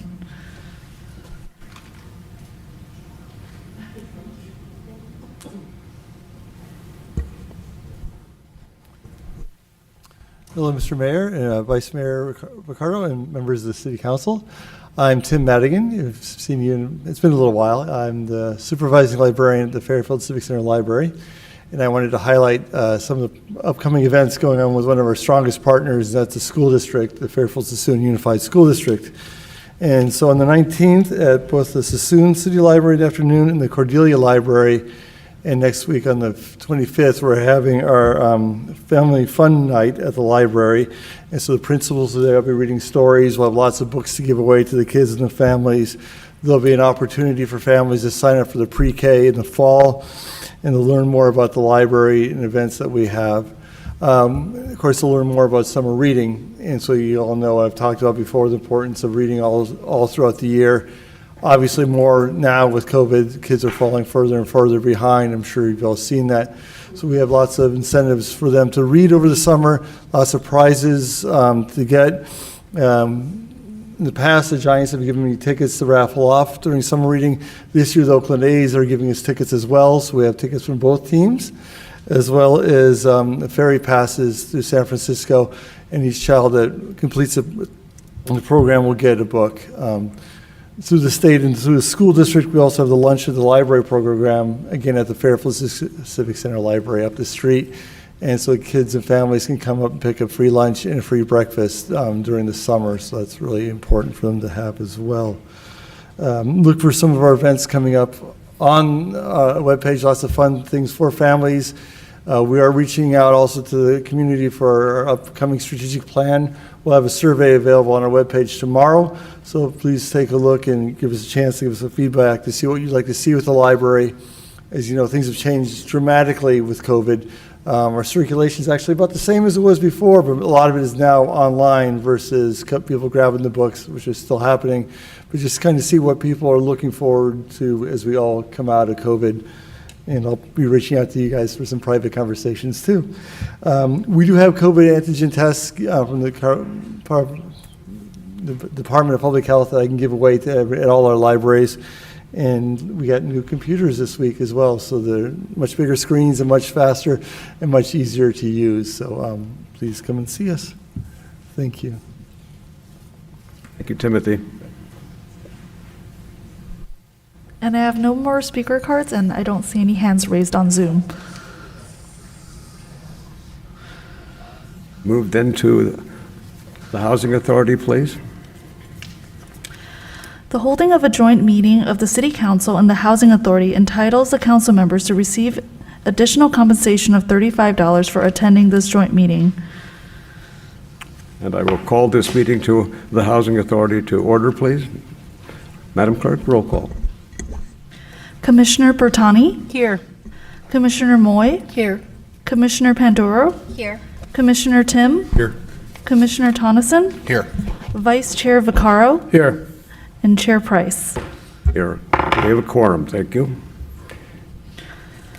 Housing Authority consent calendar, Madam Clerk, please. All matters listed on the consent calendar are to be approved with one motion unless a member of the authority or the public requests that separate action be taken on a specific item.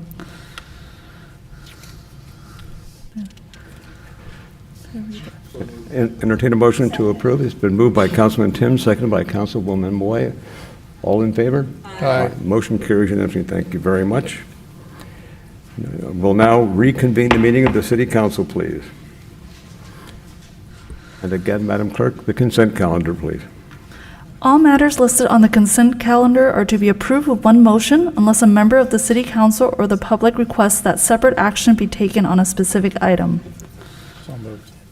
Do we have any speakers for any of these items, Madam Clerk? I don't have any cards or people online for the consent calendar. I entertain a motion to approve. So moved. Been moved by the Vice Mayor, seconded by Councilman Bertani. All those in favor? Aye. Motion carries unanimously. And we turn now to item number 17, please. Madam Clerk, if you would.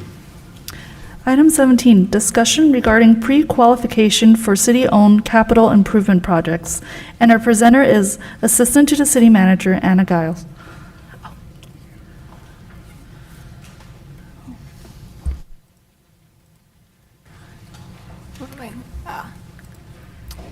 It's like I didn't grow up with PowerPoint.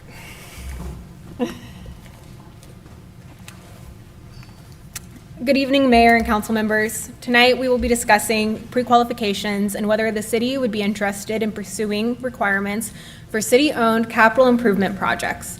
The discussion is brought forward tonight by Vice Mayor Vaccaro and Councilmember Tim, who received a request and proposed draft language from the NorCal Carpenters Union.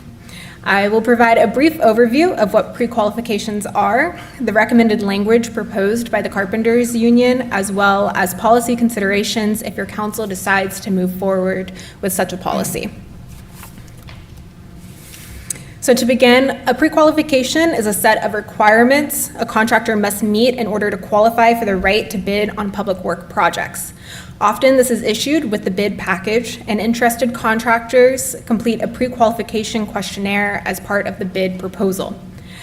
After the state legislature enacted the law allowing for pre-qualifications in 1999, the state developed the Model Pre-Qualification Questionnaire. This questionnaire is an optional template for local agencies to use and relates to the California Labor Commissioner's enforcement objectives and aims at helping awarding bodies fulfill their statutory obligations.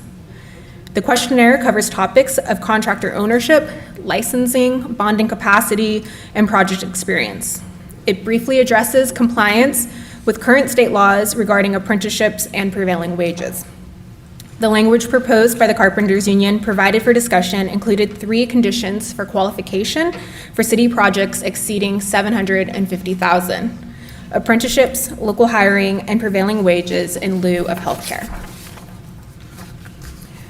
Currently, state law requires public work projects over $30,000 to hire apprenticeships at a minimum ratio of 1 hour for every 5 hours of journeyman labor, unless the craft or trade does not require the use of apprentice as indicated in the corresponding prevailing wage determination. Apprenticeship programs are under the jurisdiction of the California Apprenticeship Council within the Division of the Apprenticeship Standards. Currently, Solano County has 1,899 registered apprentices across 49 industries, which includes non-construction industries such as firefighting, personal services, and textiles, to name a few. You'll see here our neighboring county, Contra Costa, has almost twice as many registered apprentices as we do, and Napa only has a handful. The language provided to the city by the Carpenters Union would create a more stringent requirement by regulating the type of apprenticeship program contractors can draw workers from. Currently, contractors are permitted to use an apprentice from any program that is registered with the state through the Division of Apprenticeship Standards. The language provided for consideration would require that if a project exceeds $750,000, the apprenticeship program used must be a joint apprenticeship program, meaning the apprenticeship is equal parts labor and management, or the program is approved by the state and has a graduation rate of 50% or more and a 5-year average of graduating at least 25 apprentice preceding the submission. This could limit the pool of eligible programs to hire from and potentially create difficulties in hiring. A policy consideration for council's discussion tonight is that if the city should have a more stringent apprenticeship requirement than what the state currently requires, and if so, what would the dollar threshold for the requirement be? And what requirements should an apprenticeship program meet in order to qualify?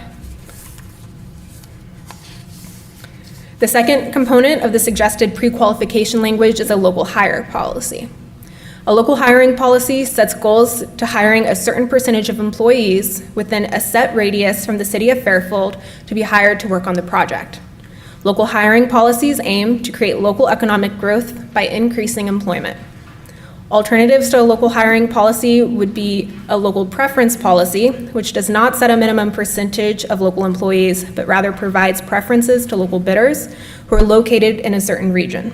The goal of the policy is similar in providing economic stimulus to those who are investing in our community, but it does not mandate a certain percentage of employees be from any one area. Our neighboring agencies of STA, Solano County, and Sonoma County have adopted local preference policies as an example. STA and Solano County's policy states that if the lowest bidder is not local, but there's a local bidder within 5% of the lowest bid, they'll be given the opportunity to match the lowest bid and be awarded the contract. In the County of Solano, an extra percentage weighting of 5% is provided to local bidders as an advantage. Currently, there's no state law or local ordinance mandating a local hire policy here in Fairfield. The Carpenters Union recommends that on projects exceeding $750,000, that contractors and subcontractors must use a workforce where at least 25% reside in Solano, Napa, and Contra Costa County for at least 180 days immediately prior to the expected date of issuance of the notice to proceed to the project. This language aims to prevent contractors from outside the region winning a bid and then bringing in their own labor force from outside the Tri-County to work on the project. However, requiring the employees to live in the region at least 6 months prior to receiving the notice to bid could deter contractors from bidding on the project, resulting in fewer bids and lowering competition. In addition, when pairing a local hiring policy and apprenticeship requirement, there could be a conflict in that locally, not enough apprentices in the Tri-Counties are graduating from a program that qualifies for the requirement.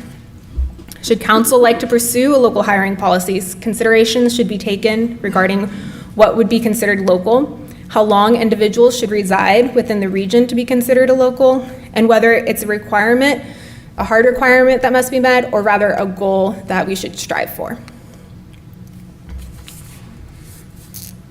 The third component suggested by the NorCal Carpenters Union would be to require that if healthcare benefits are not provided, that employees are paid equivalent to at least the hourly amount indicated for health and welfare payments in the applicable prevailing wage determination.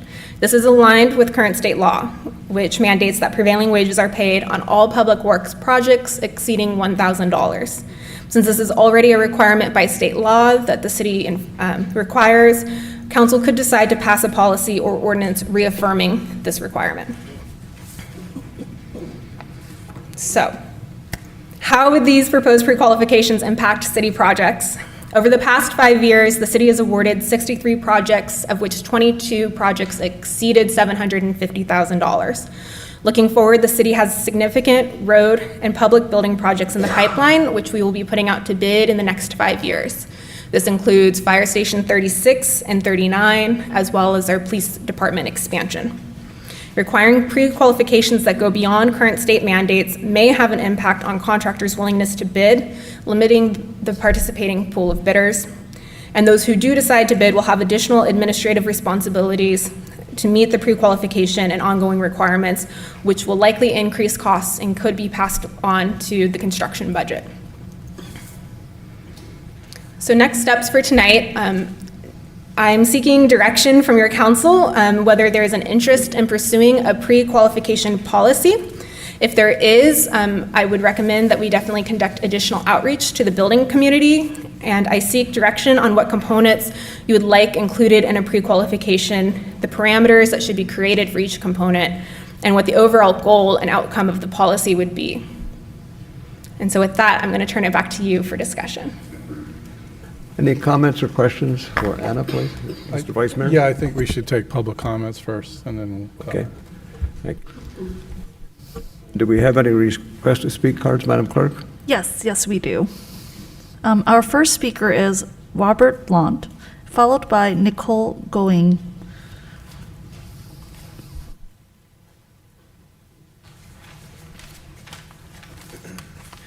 Hello, good evening, council members. I'm a research analyst with Carpenters Local 180, and I'm speaking in favor of this item. I want to thank you for your support and consideration for this item, as it shows voters your commitment to investing taxpayers' monies into the community, working families, and local businesses. I've heard special interest groups use logically bankrupt arguments against some of these requirements, but I know, as I'm sure you do too, that the apprenticeships required in this measure are a gateway for a healthy middle class, which has been dwindling and disappearing from our communities for far too long.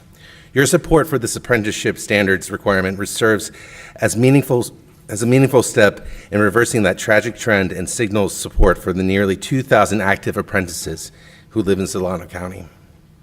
The local hire policy stands to be a major boon for the Fairfield economy, as more than 500 members of the Carpenters Union live here, as well as Solano County, which is home to more than 2,000 union carpenters. We all know how important affordable health care is, but all too often low-road contractors fail to provide workers with any semblance of health care,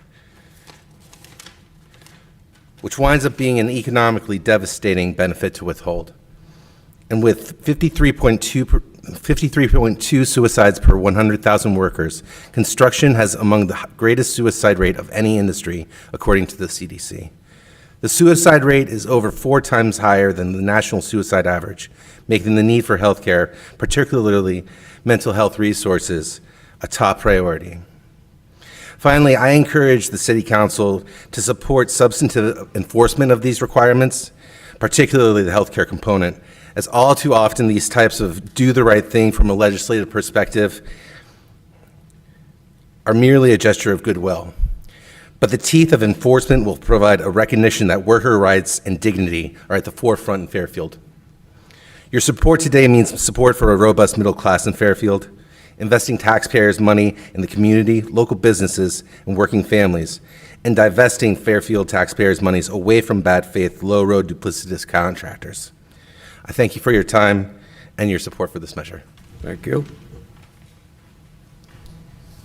Our next speaker is Nicole Going, followed by John Takeuchi.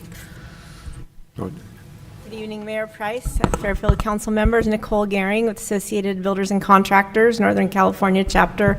We've been operating apprenticeship programs approved by the state and feds for we just had our 24th annual graduation this past year with over 126 graduates from the 5 trades, and 3 of our programs are going to be impacted if the carpenter's language is proposed. We support the healthcare and the local hire. We obviously believe in that. We are high road contractors. We are among the safest in the industry. In fact, I brought our safety report, performance report that just came out, and our members are 645% safer in training than the rest of the industry. And so the apprentices that we're training, they are skilled and trained, and they are working among the safest contractors. So I wouldn't like to not see them impacted by this policy. We've been working with several cohorts of second chance populations. We just had a graduation this last Friday. We had a homeless couple that was previously homeless before they went into the program, and then we gave them shelter. Now we've given them the pre-apprenticeship, and now they're on their way to apprenticeship and changing their lives. And so we're hoping that because our programs are smaller, that they're not going to be impacted by a change like this. And I just want to share from one of our carpentry journey persons who just graduated from our program, and if I can use technology, I will share his testimony with you about the program. My name is Changale. I'm a carpenter, and going through this program just made me feel more accomplished. It gave me the skills where I can take my future and my destiny into my own hands. I've learned skills that no one can ever take away from me. And it just made me feel better about myself. I would advise anyone that wants to take their future in their own hands to come give it a try. But I learned a lot from the instructors, Bill and Lou, and what they taught me most is keep going. You mess up, but keep going. You'll get better and better. Practice makes perfect. So come on and get your practice so you can become perfect. That's one of many, and there's many testimonies and many stories. So I just encourage you to keep these opportunities open for everyone. We actually had to sue the state of California to get our programs approved so that contractors could actually train people, because some of the union programs weren't dispatching apprentices to people if they weren't signatory. So there's choice for everyone in the industry, and I would strongly encourage you to continue to keep this open. What I forgot to mention was 15 years ago the city of Fairfield was my first city council meeting when I took this position, when they were then looking at doing project labor agreements, and that hasn't really happened here, which I want to thank you for keeping your projects open for people to have these opportunities. Thank you so much. Thank you. And our next speaker is John Takeuchi, followed by Jason Taylor. Thank you. Good evening, Mayor, council members. Our taxpayer group has opposed PLAs forever. They take jobs away from local people. And I just want to give you a couple numbers. When the train station project came online, that was 15 years ago, a long time ago. I asked, if you remember, the union representatives promised you they were going to try for 25% local hire. Remember that? Okay. For the train station project, we got the city's report on zip codes of the 243 construction workers. Okay.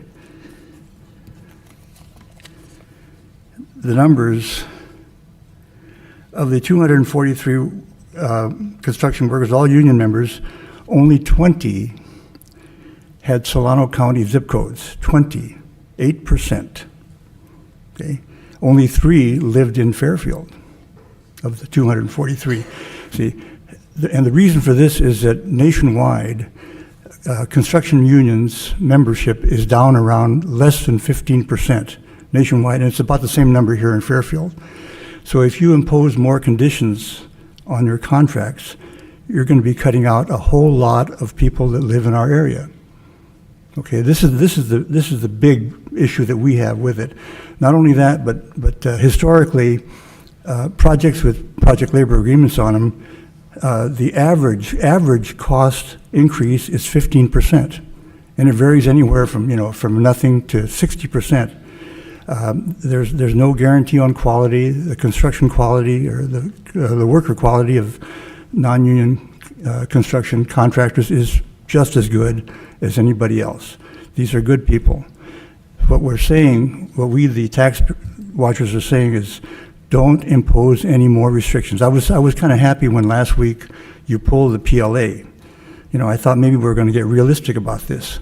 Okay, but this thing here, while it doesn't cut out everybody, it's going to impinge on some contractors, non-union contractors, and it's going to cost. It costs us, the taxpayers. It costs your taxpayers too. It costs you too. So anyway, my recommendation, and I think for the taxpayers, is don't do it. Leave it clean. Don't put a PLA on it. Don't put any more restrictions. I think you'll be more happy with the result. Thanks. Thank you. The next speaker is Jason Taylor, followed by Andres Bruno. Good evening, Mr. Mayor, Vice Mayor, Council members. Bud's son. I'm a lifelong resident of Fairfield, California. I was actually born down the street here on Pennsylvania back when it was called Intercommunity Hospital. So I've been here a long time and appreciate all your service that you guys have put in so far, but we're not done yet. This apprenticeship that's kind of coming to light, it changed my life and allowed me to, I guess, evolve into a man. Unfortunately, the schools don't have wood shop anymore. They don't have the car auto deals anymore. It's just not there. So we're losing a lot of people, and I mean tradesmen, to technology.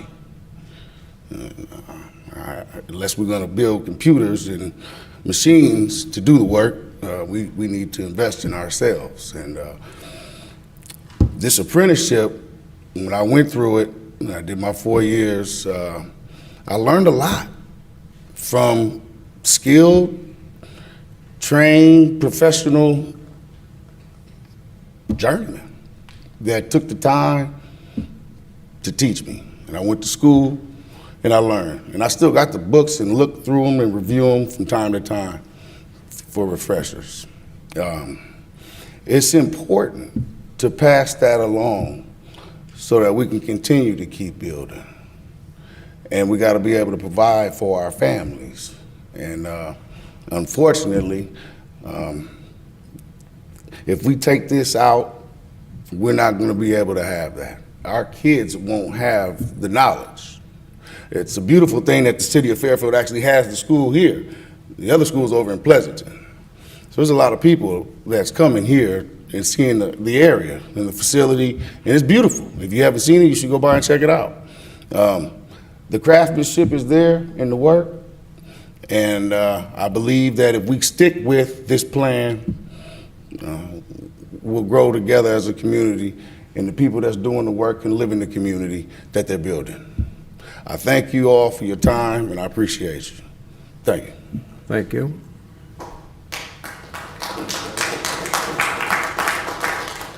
Our next speaker is Andres Bruno, followed by John Belperio.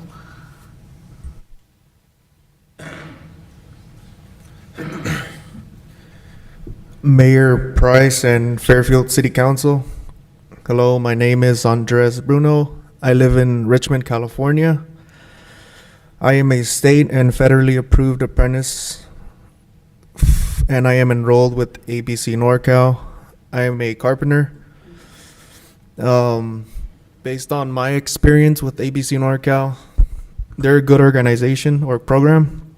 There's a lot of good people. I've worked in Richmond, I've worked in Oakland, I've worked in even here in Vacaville and Fairfield. The proposed pre-qualification policy before you this evening inadvertently fails to provide equal opportunities to all apprentices enrolled in state of California approved apprenticeship training programs. As a result, some contractors who have been certified by these programs could potentially be excluded from performing work for the city, and the men, women, and veterans, including the second chance population, who are given an opportunity to enter into unilateral apprenticeship training programs in pursuit of a construction career, are excluded from the opportunity to work and gain invaluable on-the-job training experience that provides stability for them, their families, and their communities. We understand that this may be an oversight of the council and encourage a review of the policy to ensure that all apprentices such as myself that are enrolled in state-approved programs have the opportunity to work on the projects in the communities in which they live and work. I want to work in my community. I urge you not to pass the policy and to allow for all local residents the opportunities to work on City of Fairfield projects. Thank you for your time. Thank you. The next speaker is John Belperio, followed by Thomas Ewan. Please correct me if I'm saying your name incorrectly. Good evening, Mayor, Vice Mayor, council members. Thank you for allowing me the time to speak tonight. First, I just want to say that this is the first council meeting I've been to where I've seen the opens in prayer, and I appreciate that. So I appreciate you guys for doing that. That meant a lot to me. You know, tonight I'm here on behalf of the Carpenters Union. I work for NorCal Carpenters Union, representing approximately 37,000 members here in Northern California, many of which reside right here in Solano County and in Fairfield, as you heard from one of our other reps. Here in Fairfield, right down the street, we have an apprenticeship center that serves roughly 2,300 active apprentices right now. We have another one in Pleasanton, Fresno. We have them scattered out regionally here in Northern California, okay? What you have before you is language. Unfortunately, we heard a lot of comments about how this language could hurt. We didn't hear anything about how it could improve the lives of working people. That's what this language is set to do, is improve the lives of working carpenters and other people in this region. I graduated the apprenticeship. What I knew as an apprentice through a union joint apprenticeship was I knew that no matter what job I went to, my wages would never change. If it was a public works project or a private project, I got paid the same. I got health care on both sides. I got retirement at all times, right? I got vacation pay. I got respect, I got safety training, and that did not change depending on the project I worked on. And that's what we're bringing to you tonight, is to ensure that the contractors that you allow to work in the city on public works projects and that we pay with taxpayer dollars that we put in, that those dollars are put to contractors that are gonna go to the next job and still maintain those same work standards and those same requirements on the next job if it's private or public. That's what we're asking, right? You heard the statistics on the suicide. We're training our reps to teach suicide prevention, to be trained in that, because the construction industry is the leading industry for suicide right now.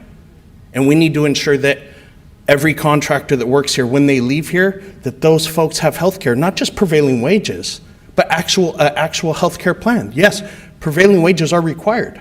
But we need to do more than that for the working people, especially if they're the most vulnerable folks that we're doing business with in our cities. We need to ensure that they have those protections, those minor protections, like they can pick up the phone, call, and make an appointment for mental health.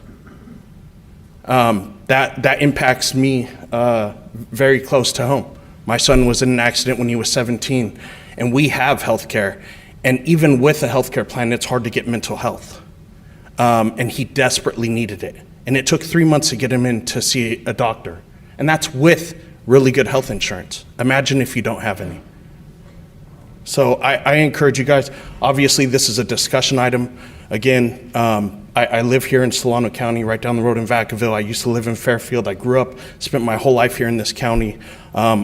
I'll be calling you guys. I'd love to sit down with you, answer any questions you have, and give you facts and truth and data and provide every bit of informative information that you guys need to make a decision when we come back and we do decide. and as well as bring you local contractors. I heard some things in the presentation that we could do preference over local hire. That means that we're preferring to give business a leg up instead of workers. I would ask that you choose local hire, not local preference to give local businesses. Let's give the local workers something. That's what we're asking for here tonight. Thank you so much for letting me speak. Thank you.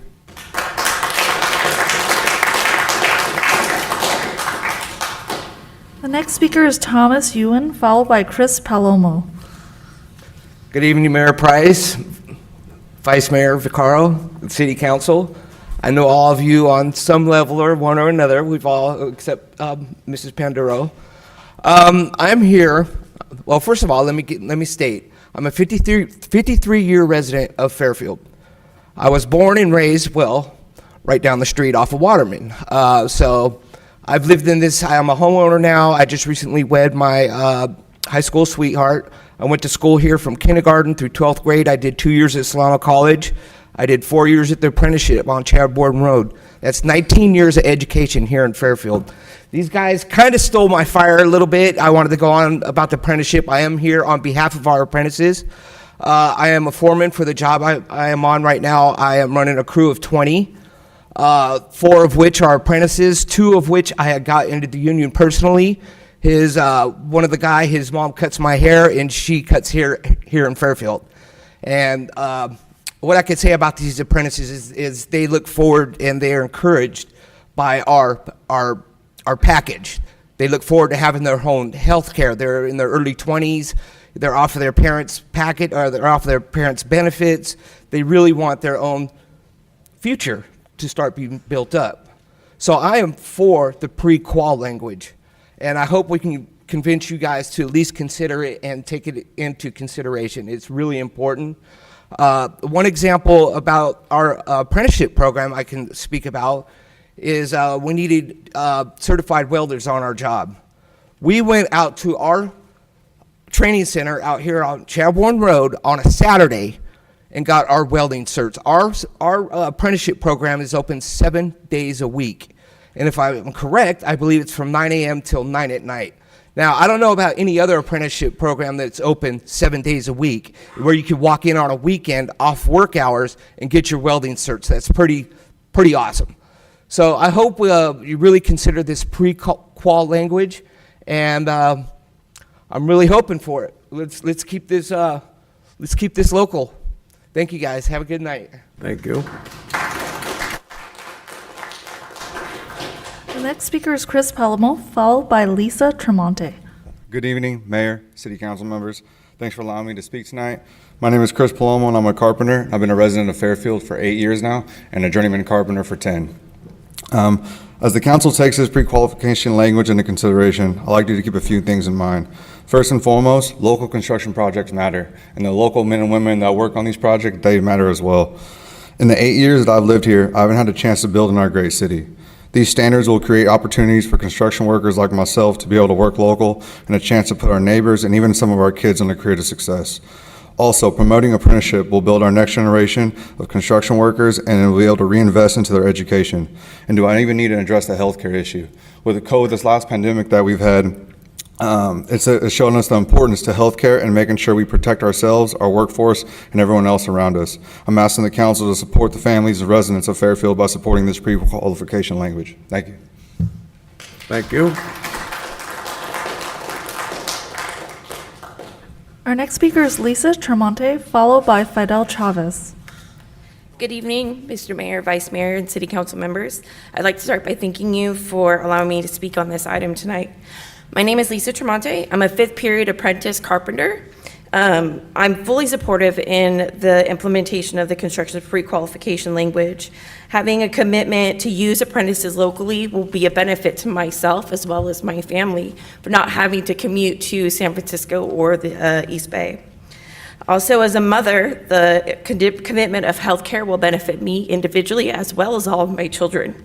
I don't know if any of you, I'm pretty sure you all have, or who has children, but if you've ever tried to pay for healthcare on your own, I've done it. It's not cheap. Before I became an apprentice in the Carpenters Union, I worked at a McDonald's for 15 years. try supporting 3 children on that. So I just wanted to say that the commitment of using apprenticeships will also reinvest into the community and the future workforces that my children will hopefully one day be a part of. So I ask that you please vote in favor of the pre-qualifications. Thank you. Our next speaker is Fidel Chavez, and we do have a speaker online as well after him. Mayor, Vice Mayor, Council, how you guys doing today? Scott, you're correct. I could throw this away because everybody already talked on the topics that we're going to talk about. But, you know, I'll just go from the heart because that's where I speak best. I graduated from the apprenticeship program myself, did the 4 years, became a journeyman carpenter. I'm currently the senior fill rep here at Carpenters Local 180 out of Vallejo, California. This pre-qual, really what it is, it benefits everybody. I just really want to point that out. What we're trying to do is lift this community. And this council, I've seen it personally. It's done so much for this community. And I know you guys are going to continue to do that. So I look you all in the eye today on this pre-qualification language. It's not just for the individuals in this room. My brother John talked about the 36,000 members that are out there that are doing construction, that need this training to support their families, not just on one job, but on all jobs. These contractors that are coming in here and building these projects, and I'm touching on the same subject, they'll do it on a public works project, but really, are they really invested into this community on outside of public work projects? Really, what are we doing here as a council in the city of Fairfield is investing in our community. I invest in my community every day. Every time I go out, I collect a paycheck. I invest in my community. I shop locally. I eat locally. I got 3 kids at home that I raise here in Fairfield, and I'm going to be in Fairfield forever because I'm a Fairfield boy. But really, I'm standing here before you to ask for your support in this pre-qualification language that's going to change not just one person, but anybody that wants to be a part of it. And that door is open. And everybody here at the council, I'll invite you out to our training center, 800 Chatham Road. Where's he at? Good job, brother. That was amazing. I would love to have everybody out there so you can see it for yourself. I could preach about it all day long because look at me. I reap the benefit and I want others to reap the benefit as well. So thank you so much for letting me speak today and have a wonderful night. Thank you. And we do have one speaker on Zoom, so Brian, can you let the speaker in? We have one speaker, and it's Pete Connors. Pete, you are on. Good evening, Mayor Price and the members of the Fairfield City Council. I'm just calling in today as a Bay Area taxpayer, and I just want to, just point out, don't adopt language that seeks to add quotas and restrictions on the types of apprenticeship programs that companies in the community can utilize in building their community. The proposed language is not inclusive of the entire construction industry and penalizes certain contractors already working with apprenticeship programs of their choice. For every 5 people that are leaving the construction industry, only 1 person is entering. There's no need now to make it more exclusive. Don't restrict the training pipeline. Thank you. Thank you. And there are no more public comments.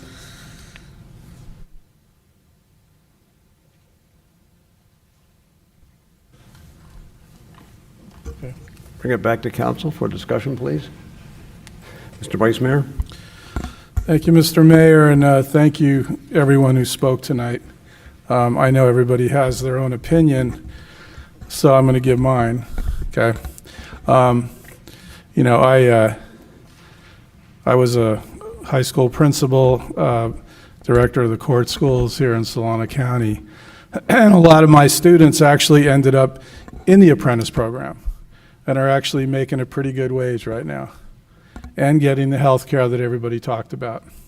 When it says outreach to building community, this is the building community right here. I mean, if we do outreach to the building community, I'm not quite sure what that means, to be honest with you. I don't. Because these are the people that build the houses, these are the people that build the warehouses and everything else in this county. So I don't even know if that even needs to be done. I know and maybe that's too strong words. I'm also not sure about the threshold. I know we're going to discuss the threshold. You know, right now, I mean, I am for this language, and I'm going to let my colleagues speak. But I know how important it is, and you know, people can say all they want about, well, there's other training programs. I've been out to that training program. Fidel, you know I've been out there, right? And it's a great program, sir, what you just said. I know it's changed a lot of people's lives. I can't even think why we would not want to adopt something like this. And, you know, and look, and in all respect to staff, and I do respect my staff, our staff, not my staff. I don't pay them. But yeah, it was, you know, I understand you have to say things, you know, but this happened, this could be, this happened, this. And I think one of the gentlemen said that. I'm not sure who, but, you know, that guy, right? What's your name, sir? John. Yeah, John said it very well. There are a lot of positives, too. And I know it's not all it's not all written down in the pre-qual language, but there is a lot of positives that go along with this. So thank you for saying that. So I'm not going to say much more. I could speak on this all night if I wanted to, but I don't really want to because I already know how I feel. So I'm going to pass it on to my colleagues. I'm going to shut up. Thanks. Thank you, Mr. Vice Mayor. Councilman Tim, please. Yeah, thank you. We talked back 15 years ago, 18 years ago, we talked about the PLA for the train station. I didn't really care at the time. I wanted the best job for the best price. John Takeuchi said it. These are taxpayer dollars. Look what has happened in 15 years. There is no more wood shop, auto shop, home ec in high schools, right? It's not there. We talk about a graduation rate that if you want to go into the trades, where do you learn? You go out after maybe you're senior in high school. But there is no training. One of the things, when I entertained the idea to bring this forward along with the vice mayor, is this is local. Now, nobody's a bad guy. Whether you're union or not union, nobody's a bad guy. Everybody works hard. But as a council member for the city of Fairfield, I have a responsibility to the city of Fairfield, both taxpayer money-wise, but future-wise.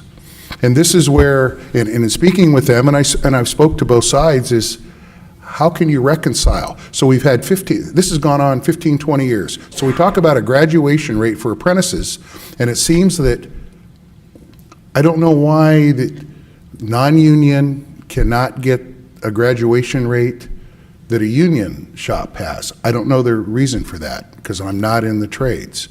But we've had 15 or 20 years to figure this out. And this isn't going to go away, right? This is not going to go away. We continue to build.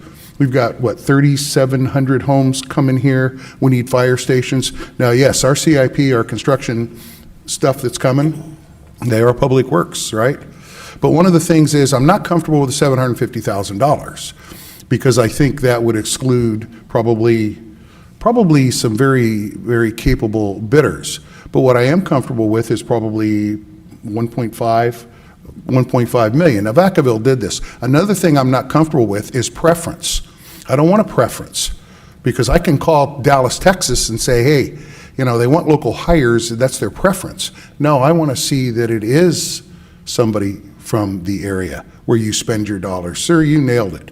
You spend your time here, you spend your money here, you raise your family here, and I want to see the same folks working on the projects that are here. But my next question is, and I don't know if it's to staff, I don't know if it's to somebody in the audience, is who enforces this, right? Has this now become a staff problem? Does that incur more work on staff? I'm going to invite up our public works director. Okay, all right. Who can discuss the enforcement component. Okay, because this is obviously a very important part, and I'm not quite done yet preaching, but Paul, go ahead, sir. Yeah, just, and there's some options that we could consider if council decides to move this forward. I think it would be a combination. I think it would be a partnership. So we do have a construction management team, and inspectors out in the field that already enforce requirements that the state has for public works projects, including prevailing wage requirements and reviewing certified payroll. This would be an additional layer to that if we're looking at local hire requirements, but it's also going to be the responsibility of the contractor bidding the project and working with the city as well as the union shops. And my next question then, Paul, to you, sir, is when your public works team is out in the field, do they ever go up to a carpenter and say, hey, show me your license, or an electrician, show me your license? Brian, our city engineers. And this is not a gotcha. This was a question brought up to me, and I said, I don't know. So, good evening, Mayor, members of City Council. Ryan Pungeneben, the Assistant Public Works Director and City Engineer. So, as Paul alluded to, our projects are required when the contractor is required to implement what's in the contract. So when we have, like the train station project had a project labor agreement, there's checklists or there's forms that the contractor needs to fill out. So that criteria, as you alluded to, whether or not they're in the union, that's not currently within our specifications or contracts. And as we looked at the language, we would have to integrate that into our contracts. So that would be part of the bid in order for them to be responsive, in order for us to award the project to them. That would be the process if we would to implement that. So currently, though, that's not our practice. Okay. All right. Thank you. And then, let me find it here. I've written it down. Probably the last thing that I will say is that this is our future going forward here. It last came up 15 years ago. Then, probably through my mistake, language got inserted PLA. This is not a PLA. Apprenticeship program. Healthcare, so, and I don't have to tell you how expensive it is. And these are the people that live here and that work here. And I absolutely support this, but like I said, the threshold I'm looking at, and I would tell my colleagues, I'm comfortable at 1.5. Thank you, Mayor. Thank you. Any other comments, colleagues? No, it's not. Councilman Tonneson, please. Yeah, I'll just piggyback a little bit of what Chuck said. I'm good with I like the medical and the other benefits. They're here again. Chuck pretty much said it all. And I'm good with 1.5 million too. Thank you, Mayor. And Mayor, can I say? Oh, certainly, go right ahead. Well, thanks. But I guess that when you bring it forward, you get to talk a little bit more. But the local hire policy, and I'm not looking for a preference, but I'm looking for a mandate. These are our citizens. I want our money to stay local. And then also on healthcare. And this is obviously, with the owners. And the apprenticeship. And again, if anybody could tell me why we've had so long to get an apprenticeship program going in any of the trades, why some are more successful than others, I certainly would entertain that. And you don't have to tell me tonight, and this is just direction to staff, so we're not going to vote on anything, but I really would like an answer to that question. Did Nicole, are you still there? And I make you the same offer. This is something that I really want to understand because it's so important going forward. So, all right, Mayor, I'm done. Thank you, sir. Thank you. Councilwoman White, please. Well, I totally agree on local hire, and I have a question. Mr. Takauchi brought up that it ended up that 10% or less of our folks on the PLA were actually local. Can somebody check that for us and bring it back to us? I want to make sure. And who was supposed to enforce that, and did they? And what happened? Because this is all about making sure that we have local people working. And I think we need to define, well, what's local? Is it Fairfield? Is it Solano County? Is it Napa? Local is too general of a word, I think. So I think we need to be a little more specific. And I would leave that up to my colleagues, too, to talk about as far as what exactly is local. Because it means different things to different people. So, thank you. Mr. Vice Mayor? Yeah, so what exactly are we giving direction to staff? Are we making a motion to move this? That's it, just the direction? Yes, we're just asking for direction, then we'll come back with a draft ordinance for your consideration and vote. Okay, so we all, okay, I'm sorry. Councilwoman Bertani, please. Thank you, Mr. Mayor, and thank you for the passionate and authentic comments from those of you out there taking your time to come out and talk to us. You know, I believe that people support what they help to create. That's what I believe. And I think that this is an opportunity for the city of Fairfield to play a major role in helping to create the kind of city that we want to transition to, right? We want to transition to a city that is a destination, where people come here, destination Fairfield, to work. People come here to spend their disposable income. People come here to live and to raise their families. And I think this is an opportunity to do just that. Apprenticeship standards, local hire policy, that'll be something that I agree with my colleagues. We need to nail that one down, you know, because we want to make sure that what we're doing is making Fairfield a place where we have the work here instead of people having to leave the city to go to the Bay Area to do their work. This is a great opportunity for us to do that. And for healthcare compensation, I mean, I'm sitting here wondering, to be honest with you, why wouldn't we do this?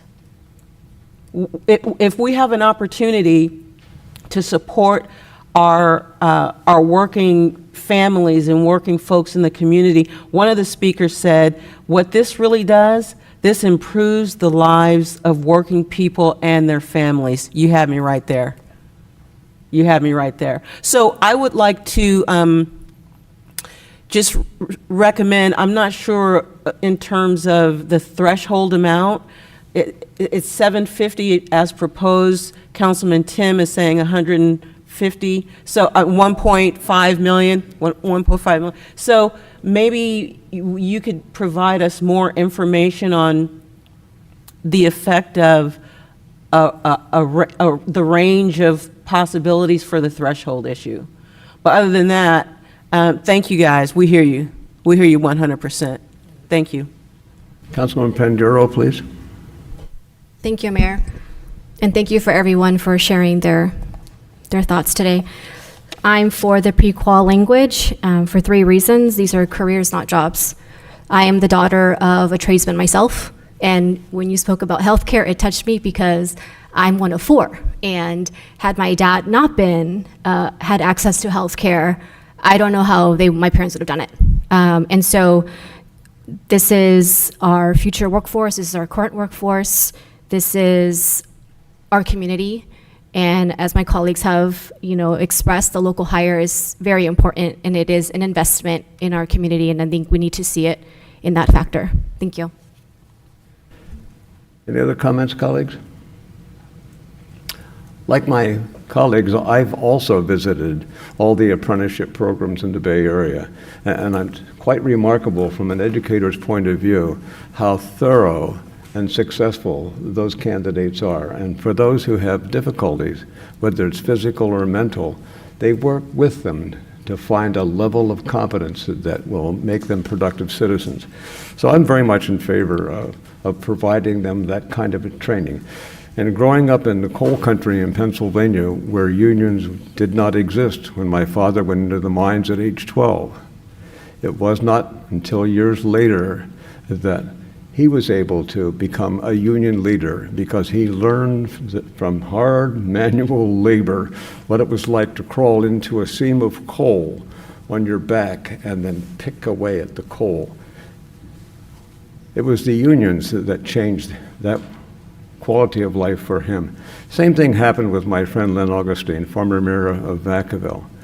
Grew up in the same, not the same coal country, but it was anthracite country, hard coal, very, very difficult to mine. There was a big difference in his life too. So I think that we need to take a good look at this and do a cost analysis of the benefits as well as the deficiencies, as my good friend John Takahuchi just raised here. So, and I look forward to those discussions when we get that kind of information that is going to allow us to make a decision that is in the best interests of the people who live in this city. Live in this city. Mr. Vice Mayor, you had a comment? Yeah, I mean, I thank you, Mr. Mayor, and thank you for that. It sounds like, I mean, we all are in agreement that we do want to accept these, you know, it all depends on, I mean, as far as the thresholds, when you come back, is that what everybody's saying? But we all are in agreement. I just want to make sure. Okay. All right, great. Final comment, Councilman Tim? Yeah, Mayor, and I just wanted to clarify, Napa, Solano, Contra Costa County, to me, that's local, and at a threshold of 1.5, and then the mandated local hire, not the preference. And Mayor, you had talked about a cost analysis. I look at it this way: could this be more expensive? Absolutely. I'm not a moron. But where does the money get spent, right? Because you talk about taxpayer dollars, and I watch Washington giving out stimulus money, and it goes everywhere. And without getting political, we spend, and Pam Bertani said it best, is, actually, how did you say it? What you build, you, say it again. People support what they help to create. Thank you. And we create it, and it is created with tax dollars. But if something is on time, on budget, it's local, you know what? When I go to bed at night, I'm going to go fast asleep. I'm not going to lay awake and worry about this. But one thing that I do worry about, and I made it clear, and I won't let it go, is I want to know about the apprenticeship program graduation rate for both sides, and why can't we just get together? Because if you can satisfy that, then you can satisfy pre-qual language. And whether it goes to a union shop or a non-union shop, but based on what we want to put through, all I know is the money stays local, and it's families that I see every day. Mayor, thank you very much, sir. One more thing, Mayor, and maybe Councilman Tonneson, go ahead, please. maybe a radius too, because we're throwing out a few county names. You know, Yolo's touching us, Napa touches us. Yeah, I said maybe, Napa, Yolo. right, but maybe a Napa's- radius or something like that we could talk about. Napa, Solano. You get into Determine local. you get into Davis. I'm not going to exclude somebody, but somebody that lives here. What I don't want to see is somebody come from down south, out of state. They pull a trailer in. They say, "Now we're local," right? No. I think it's very, very clear, the 180-day requirement, and that they are from the local area. Now, I'm not going to exclude Yolo County, right? I don't disagree with that. If somebody, as soon as you get to Davis, you know, where are you? So, in Winters, yeah, thank you. So, yeah, okay, we can wordsmith it, but I think, I want to be fair to you, though, too, Hannah, is like, we get it, right? What are we talking, 5 or 6 counties, and we can talk about it later, so. But Thank you. somewhere where I get in a car and drive, and I'm there in 45 minutes, 50 minutes, kind of a thing. Thank you, Mayor. Mr. City Manager, do you have enough direction at this I point? believe we've got great direction, so thank you very much. And thank you. Thank all of you who spoke also as well. So we turn now to item number 16, or Council, you want to take a brief break? Okay. 5-minute break, please.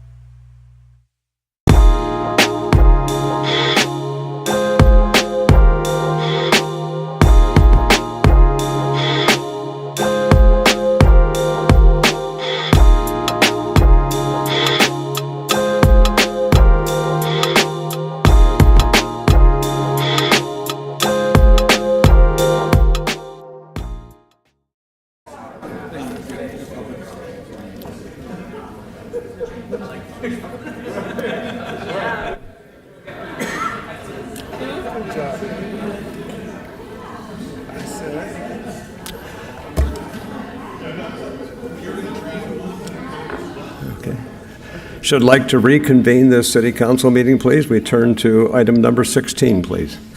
Item number 16, report on homeless enforcement, and our presenter is City Attorney David Lim. Good evening, Honorable Mayor and members of the City Council. This is a report only and a discussion and any direction that you'd like to provide to staff regarding requests by the Council from a March 29th, 2022 special meeting where Council directed the City Attorney's Office specifically to explore the enforcement of homelessness issues. I asked for further clarification from Council as to this request since it was made a special meeting, and the request was specifically to talk about enforcement of issues related to and around the issues of homelessness. As I did earlier this evening, I do want to provide a disclaimer because it is unusual for a city attorney to brief City Council in an open session. This memo and the briefing that I'm going to give you tonight serves to provide the legal background reporting enforcement of homelessness issues. It's a high-level overview of the topic and is not meant to be legally comprehensive of every situation that may occur. Furthermore, to protect the privacy rights of any individuals and situation, this memo does not discuss specific individuals, cases, and I might include any specific encampments or ongoing issues of homelessness. It's designed, again, to be a high-level overview of homeless issue enforcement. To start off with, I think the Council is aware because you've referenced the Ninth Circuit Court of Appeal matter of Martin versus City of Boise. It's a seminal court case by the Ninth Circuit Court of Appeal, which basically says that any law which criminalizes homelessness violates the Eighth Amendment to the U.S. Constitution for punishing a person only for lacking the means to live out in the universal and unavoidable consequences of being a human being. In common language, that means that being homeless is not a crime, and any laws that purport to criminalize homelessness is illegal and a violation of the Eighth Amendment to the U.S. Constitution. Obviously, then, it goes without saying that the city does not have, enforce, or recommend any regulations against individuals sleeping, lying on or public property at all times, or in similar situations to that in the Boise matter. What the city and other cities do, and the state can do, is enforce what are known as reasonable time, place, and manner prohibitions regarding the use and encroachment on certain public properties, as well as prohibitions of activities and behaviors that adversely impact public health, safety, or welfare, or adversely impact creeks or other natural resources. In other words, it is the circumstances around homelessness that sometimes come up that can be enforced as long as they are enforced in a neutral time, place, and manner enforcement. So again, not targeting homelessness, but the unintended, sometimes circumstances that come as a result of being homeless. In terms of enforcement by the city, I want to make a distinction, and it is in the report, but I want to highlight it, that there are two levels of enforcement that the city can and cannot engage in. There are what are known as state laws, and those are laws that are contained in the California Penal Code, in the California Health and Safety Code, and any other provision of the California Code which are laws passed by the legislature. And in general, those are laws that are known as state laws, and those are enforceable as crimes or infractions by the local county district attorney. And for the most part, cities are forbidden from enforcing state laws. So an example of certain state laws that cities would be prohibited from enforcing are laws of vandalism, petty theft, disturbing the peace, battery, simple battery or simple assault or aggravated battery assault, resisting arrest, lewd conduct, possession of drug paraphernalia, and possession of methamphetamine, crack cocaine, or any other narcotics. Those laws are specifically enforced by the county district attorney. So in this case, it's Solano County District Attorney. And for those of you who watch Law and Order, you know the old adage at the beginning, our police officers enforce the law, they investigate and make arrests, they present the reports to the district attorney, and the district attorney makes a determination as to whether to charge those arrests as actual crimes and bring people into a court of law.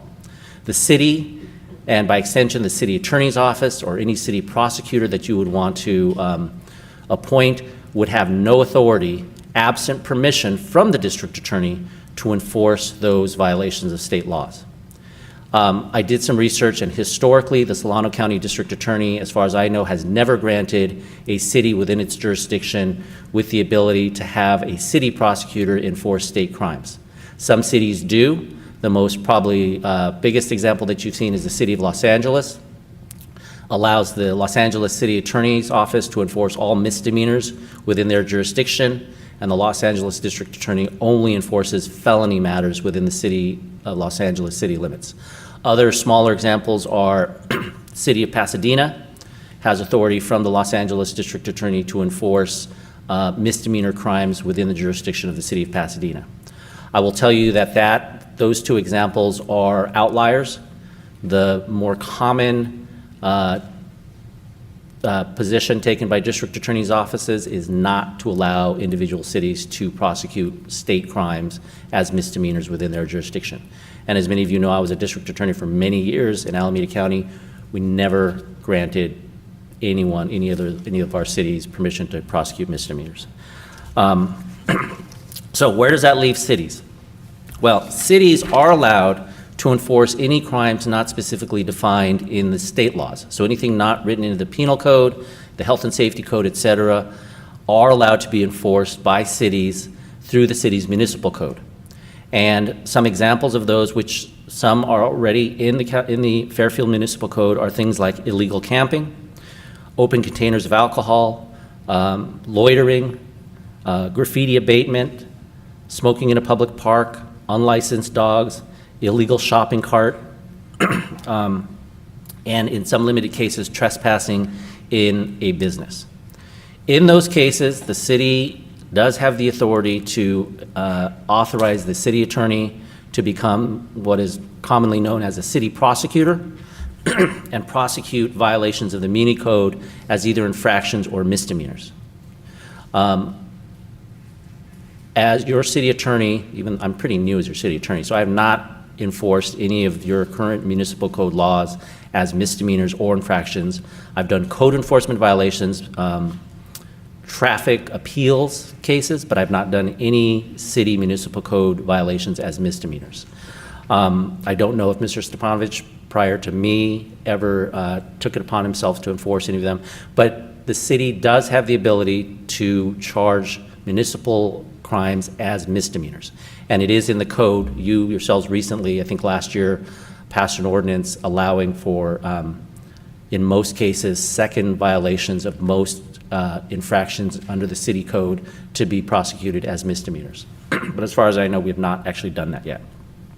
One thing to know about empowering a city prosecutor, and I should say that the city council has the ability to authorize the city attorney to act as a city prosecutor, and the city attorney working with the police chief and the city manager also can decide to file cases as misdemeanors, not necessarily by seeking city council authorization. They can just, as part of the normal police powers of government, the city manager or the city attorney in consultation with the police chief and the city manager could decide to do that on their own if they felt that that was necessary for their police powers. It is important to note that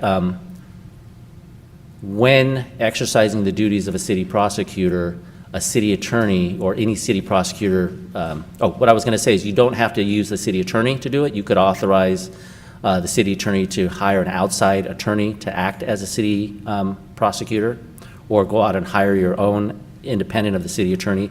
Some cities do that. Most cities will just use their city attorney if you have, just a few cases that you do a year, or they just come up as a one-off every, 3 or 4 years.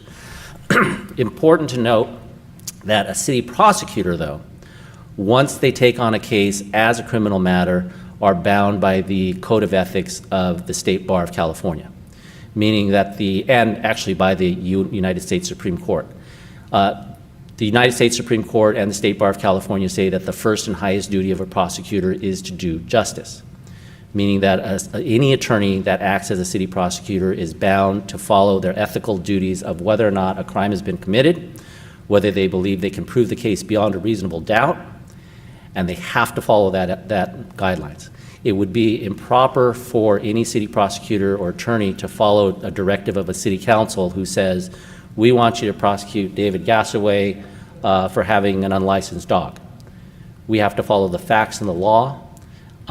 Any directives from any council or governmental body, an attorney would say, I am not allowed to follow your directives. I need to do what I think is in the best interest of justice. And in fact, most attorneys would tell you, don't even try to tell me how to prosecute the case because I just need to follow the ethics. It's a very high burden. It comes with a lot of penalties, not only for the city, but for the individual attorney. They could be disbarred if it's found that they are using the prosecutorial powers for political purposes. And in this case, political purpose would be even a well-meaning directive from a council. So that's real important to remember.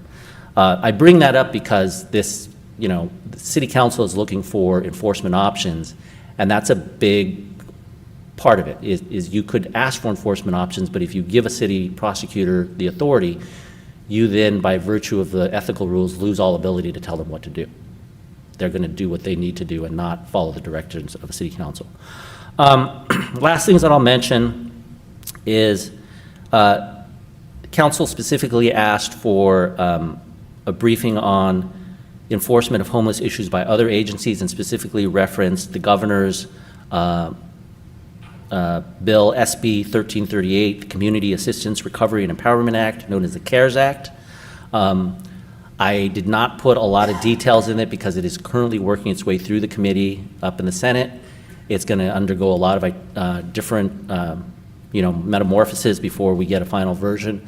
I checked this afternoon, and currently, just yesterday, it was referred to the Fiscal Appropriations Committee, where it's going to sit and they're going to do a fiscal analysis on the fiscal impact of the act. It's going to come out of that committee. It comes out of that committee without a vote, and then it goes back to the regular committee, who's going to assess the financial impacts as well as the policy impacts. So right now, honestly, I could, roll some dice and tell you what I think is going to happen with that, and I'd have about as good a chance of telling you what's going to happen as anything else. And you all know that. You're more savvy than I am in terms of knowing how things work up in Sacramento. Last thing that I'll mention in terms of policy considerations, this isn't really, well, it's not a policy director because I would never presume to give you policy director, but just something to consider as you're considering policy directives. If the city council is interested in enforcement of homeless issues through a city prosecutor action or enforcement of the laws through infractions or misdemeanors, there's two things to consider. One is the fiscal impact. I can safely say that if the city attorney was asked to do, the one-off enforcement of charging an individual with a misdemeanor, our office currently has capacity, I would say, to handle probably a dozen of those cases in a calendar year, so probably one a month, without incurring additional billing to the city through your current contract with the city attorney's office. Don't take my word for that. Don't be like, you said 12, and now it's 13, and that's a rough estimate. That's my guess based on our current workload. We could do probably 12, maybe 15, okay? If you decided to go into the full-time business of getting a city prosecutor, it's not just one other attorney. Like, you can't just say, oh, David, find another attorney and make them the city prosecutor. What you have to factor in too is then you have to factor in routing police reports to that prosecutor, who has to then review them, decide whether to charge them. You need to file a complaint in the Superior Court.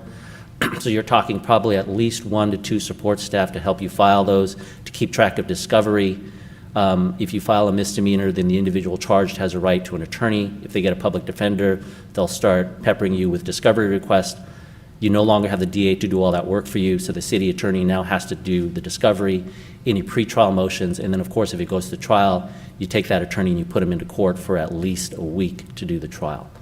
So there are fiscal considerations. If the council decides that they want to explore that option, I can tell you that I'm actually the assigned city prosecutor for the city of Manteca, and they did a lot of work with us, so I could, I can't share our billing records with them, but we could put together a fairly comprehensive package of what the cost would look like if you decided to go down that road. But I will tell you, I don't think it's insignificant. The other factor, in addition to cost, is obviously, and this is in your basket to consider, but I will mention it, is there is the optics, right? Because there could be people who say that you're going to take money currently used, with the HIT team, with other homeless prevention services, and you're going to put it into prosecution of homeless issues. And again, that is not my decision to make, but it is something that I've seen through my experience that comes up, that you move to one area and it takes away from the other area, and the optics change and people, and how people view what you as policymakers are doing on the issue. But again, that is none of my business. Any questions for me? Comments or questions? Okay. Well, thank you very much, David. Thank you. Now to item number 18, Madam Clerk, if you would, please. Resolution 2022-113 of the City Council of the City of Fairfield authorizing the city manager to execute a letter of intent for an intergovernmental support agreement between the City of Fairfield and Travis Air Force Base. And our presenter is Public Works Senior Management Analyst Marisa Kumpian.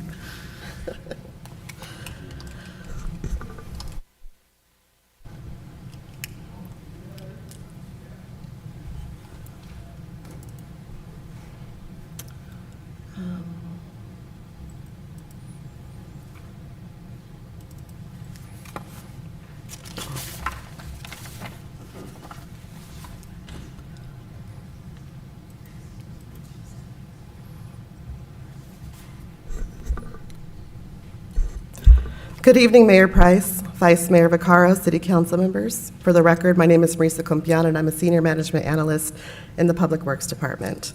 I have a knee injury, so I appreciate the opportunity to sit alongside you this evening as I present this item.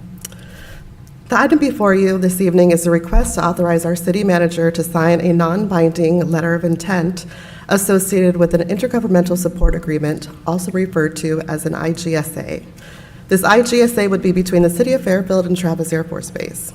Through the leadership of our Public Works Director, Paul Koschel, City Manager David Gassaway, City Attorney David Lim, and your council, staff has had the opportunity to partner with Travis Air Force Base to discuss the benefits of entering into a blanket IGSA. We are now underway with the mechanics of moving this agreement forward for City Council consideration at a future meeting, currently estimated in fall 2022. For this evening's presentation, I plan to offer background material, an overview of the timeline associated with this effort, and an opportunity for questions and comments. IGSAs were originally established through the National Defense Authorization Act for fiscal year 2013. They are agreements between military installations, also known as bases, and a state or local government to provide, receive, or share installation support services. IGSAs allow installation support services to be sole sourced to state and local government partners who are not required to adhere to all federal acquisition regulations that would otherwise apply to military procurement. Under an ISGA, the local government's procurement processes take precedence. A slight variation of an IGSA is a blanket IGSA, which allows a community partner to provide a suite of installation support services through a single agreement, as opposed to a specific assigned service or menu of services under a standard IGSA.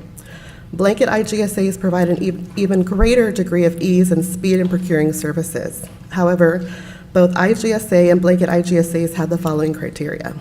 They are not specific to any one branch of military. They have a maximum term of 10 years, and a value of services is limited to $15 million. There is a focus on objectives like speed of execution and economies of scale that are in the best interest of the government. And they allow for payment for local government staff time and overhead. Excuse me. The Monterey model is often referenced as a successful partnership model. The original partnership concept had its start in 1997 when the Presidio of Monterey and the City of Monterey implemented an innovative program intended to save the military money, while also recapturing the City of Monterey's full costs. The pilot efforts involved the city assuming responsibility for fire alarms and elevator maintenance at the Presidio.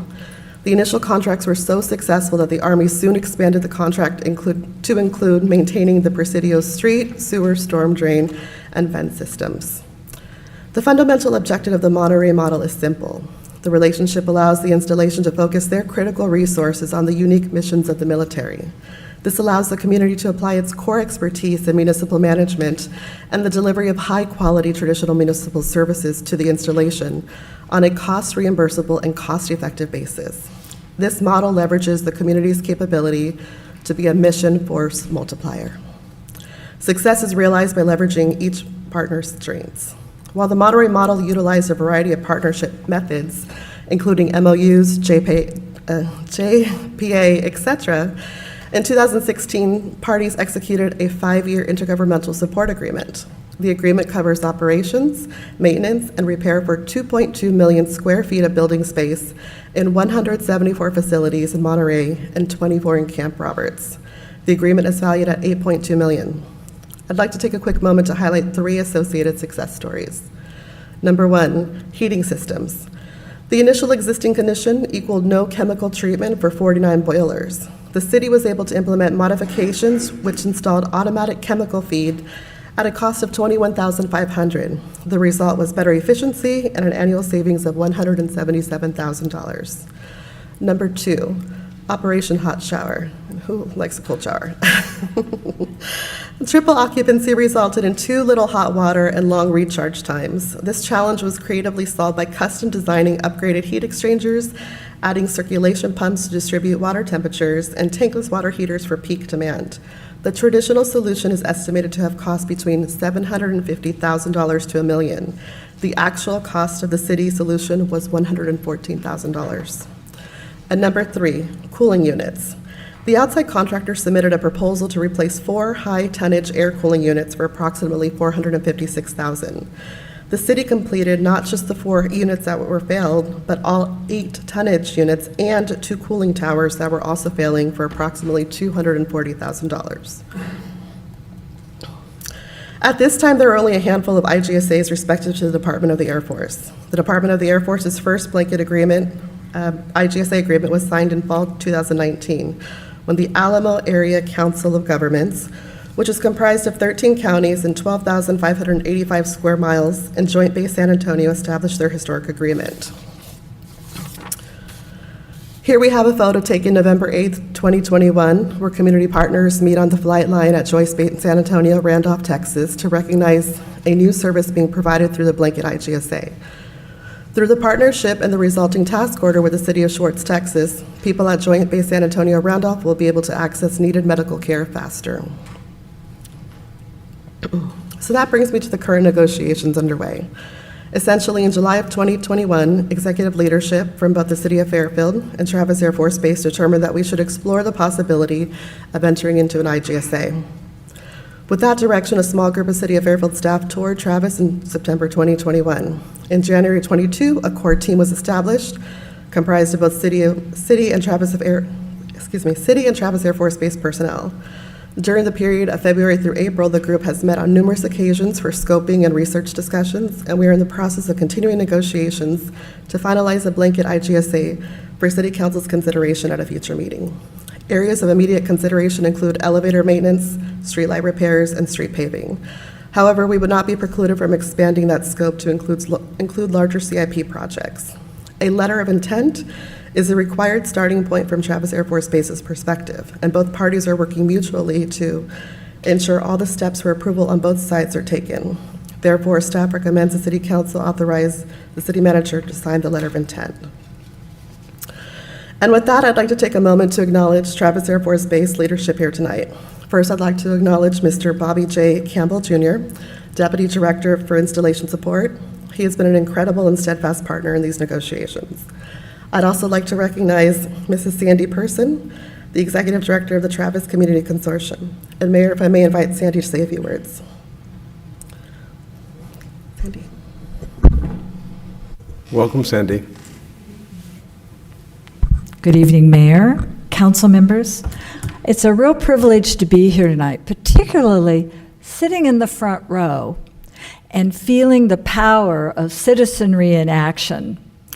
Tonight is a big deal, and your city is demonstrating that. And Councilmember Bertani, you said it beautifully, and that people support what they help to create. And true leadership and advancing innovation is happening, and your team has done it. And I got to tell you, she shared with you the numbers across Department of Defense. In the Air Force, there's probably less than 10 IGSAs. And your team, your staff, Paul, David, Marisa, have come together and really fostered this just going lightning speed. And the team at Travis Air Force Base is meeting them full on front. I just want to tell you a little bit about the why these things are so important, because I think these type of projects are really sexy to public works people. But to us, how do they manifest when you see these big airplanes and the world, the state of the world that we're in right now? The past couple of years have been very impactful and pivotal years for everyone. And today it's vital that we as a community understand what our nation's defense leaders need in such a changing and dynamic market. We talked about the 2 R's, readiness and resiliency, and those are very, very powerful words that the Air Force, Department of Defense are using a lot as well. We can now appreciate, perhaps more than ever, that the big issues facing our Air Force leadership, service members, and their families extend well beyond the fence line. As an active and proud defense community supporting Travis Air Force Base, we are transforming the focus of our partnerships and collaborations to those that really enhance mission assurance, readiness, and resiliencies. I'm thrilled to be here tonight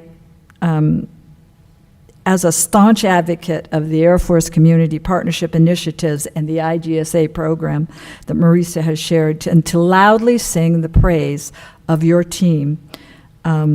They are making the magic happen, and today, you know this, that Travis Air Force Base has a $2.6 billion economic impact annually on our economy, and we are strengthening that impact through advocacy, infrastructure investment, and these kinds of partnerships. The leadership at Travis and the city of Fairfield initiated this and worked together to shape these new innovative solutions, and absolutely will make a difference in that mission readiness. We believe that building these relationships built on mutual trusts will transcend all the leadership changes that we know happens every few years in the community as well. And we will have these partnerships and collaborations endure to be part of our collective DNA and community spirit. So thank you. Really charged up. Your team has done a great job, as has the leadership at Travis Air Force Base in meeting you. It's a privilege. Thank you. Comments or questions, colleagues? Pretty impressive. And it really works. It works very well. And for those of you who were able to participate in the wings over Solano over the weekend, you see all those benefits coming to fruition. And I just can't get over how successful we are working together, Sandy, thanks to you and that leadership team at Travis for bringing us all together. So, no comments or questions? Entertain a motion then to approve, please. Excuse me, we didn't, sorry, Mr. Mayor, I think you need to ask for public comment too. Oh, I'm sorry. Yeah. Anybody choosing to speak on this item? I don't have any comment cards, and there's nobody on Zoom. Okay. So, entertain a motion. It's been moved by the Vice Mayor. Is there a second, please? Councilman Bertotti, thank you. All in favor? Aye. Motion carries unanimously. Thank you very much. We turn now to item number 19, please. Madam Clerk. Public hearing and resolution 2022-114 of the City Council of the City of Fairfield levying an assessment for calendar year 2022 for the North Texas Street Business Improvement District. And the presenter is Economic Development Manager Dwayne Dahlman.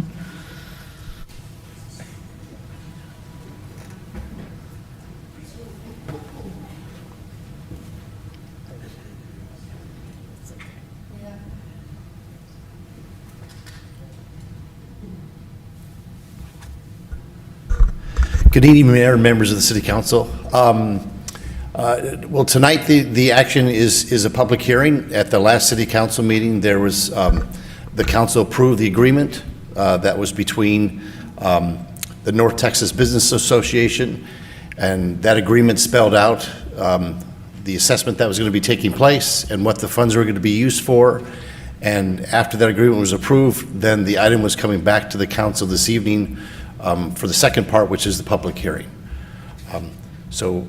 We have Jerry from the Chamber of Commerce that's here this evening. If you have questions about the actual agreement itself or how the funds are being used.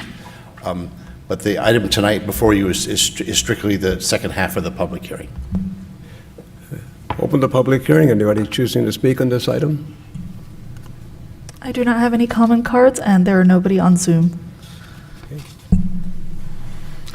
I'll Saying make a none. motion that we adopt resolution. I have to close the public hearing first. Close the public hearing. Now, we'll take your motion. Please. Adopt resolution. You have a question? Go ahead. Councilman Moy, please.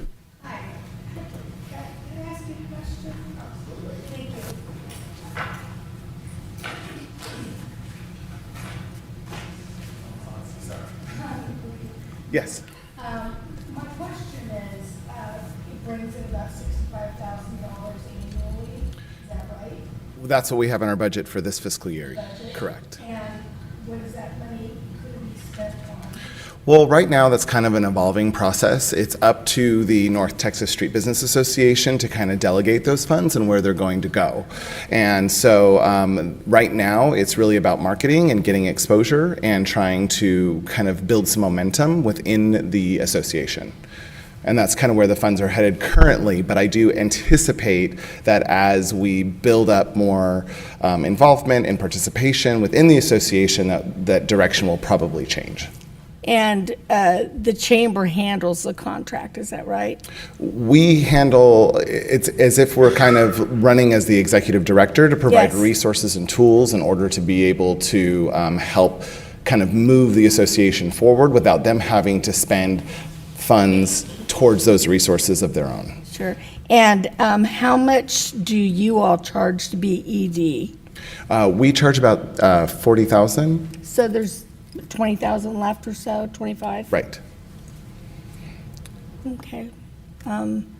It doesn't seem like you can do much with $25,000. I'm just wondering, is there still on North Texas Street? I've spoken with a lot of the businesses out there over the years, and they've been very unhappy about are they happier these days?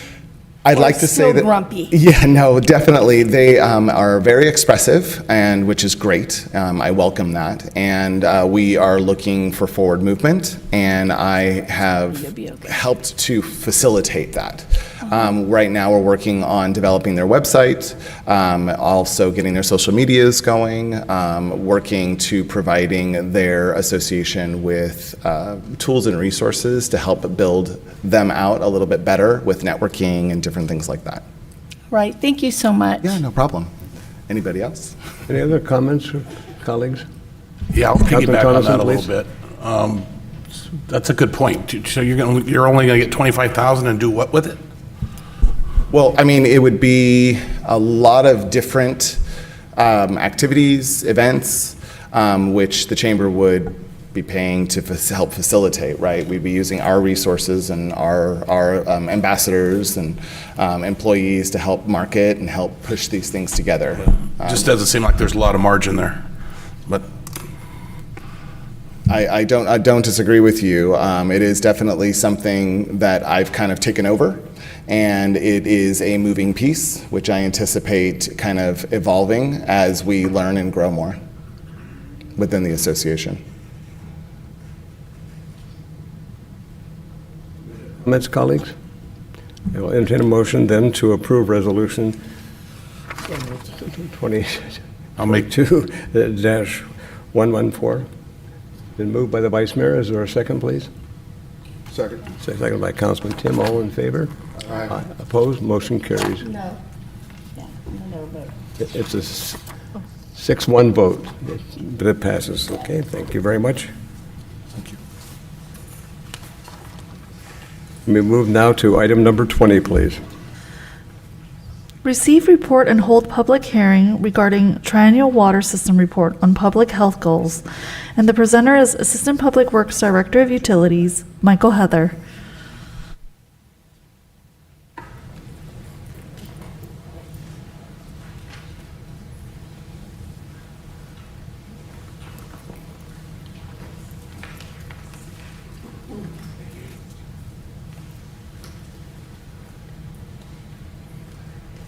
Mr. Mayor, Fairfield City Council members.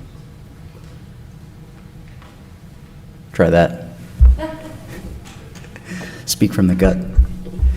Good evening, Mr. Mayor, Fairfield City Council members. I'm Michael Heather, Assistant Public Works Director for the city's water utility. The item before you this evening is a public hearing to receive the city's triennial report, which is a document outlining and identifying contaminants detected that exceeded either the public health goals or maximum contaminant level goals. State legislation requires all large water systems to prepare a report every 3 years outlining contaminants that exceeded public health goals. This agenda item has no formal slide deck or presentation, but I'll spend a few moments distilling the report for you. And City Council will then open the public hearing and I'll answer any questions you have. Over the next 30 days, we'll receive any comments, respond, and adopt our report by July 1st, 2022. So the City of Fairfield is considered a large water system because we have more than 10,000 service connections. Consequently, we are required to hold a public hearing and produce a report of contaminants detected that exceeded either the public health goal or the maximum contaminant level goals. So as a reminder, public health goals are set by the state and maximum contaminant level goals are set by the federal government. While neither are enforceable, they do prescribe levels of contaminants that do not pose a significant health risk. Each triennial period, large water systems are required to report exceedances, which are then summarized and published in annual consumer confidence reports. And it's important to note that the city takes thousands of samples over the entire triennial period, and the maximum contaminant limit for coliform is 5% positive samples of all samples per month. Keep in mind, we take about 150 samples every month. So in our specific case, the city's exceedance for coliform bacteria is considered momentary because during the 36-month period, coliform levels were found in only 1% of the samples. In each case, we follow a specific process to address the potential presence, and in every case, repeat samples were always negative.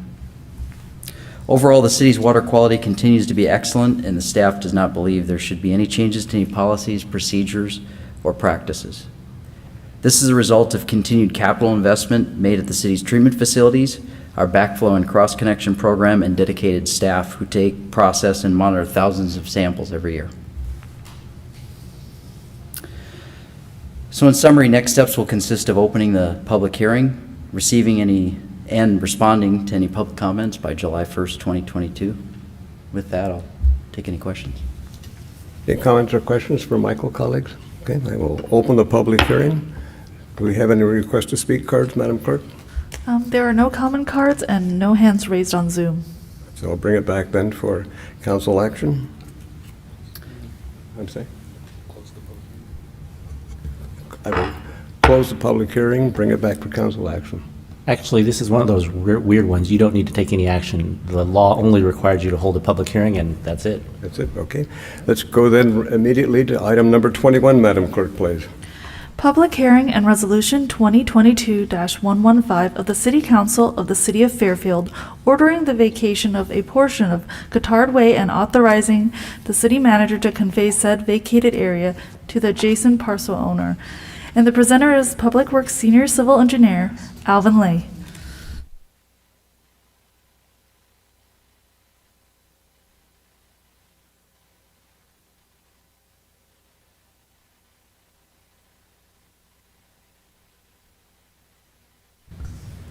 Good evening, Honorable Mayor, council members, as well as members of the general public. I know it's been a pretty long meeting, and so I'll try to keep this presentation brief and cut to the chase as much as I can. Thank you. On the record. That's a unanimous thank you. Sure. All right. Make sure you hit your gavel. Full disclosure, I'm pretty amped up on coffee, so I may stutter a little bit, but bear with me a little. So my name is Alvin Lay, and I'm a senior civil engineer for the City of Fairfield Public Works Department. And tonight I'm bringing forth for you for council consideration a request to vacate an unnecessary portion of Guittard Way right-of-way as part of a effort to construct improvements extending Guittard Way.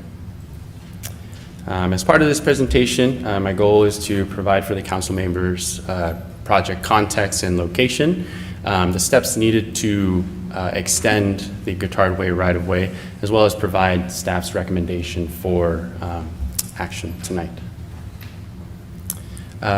Just to provide a little bit of project context, Trammell Crow Company is a large-scale industrial developer that was interested in bringing an industrial project to the City of Fairfield's industrial park. Their goal is to construct a 255,000 square foot industrial building within the industrial park, which is located on the south side of Interstate 80 as well as Highway 12.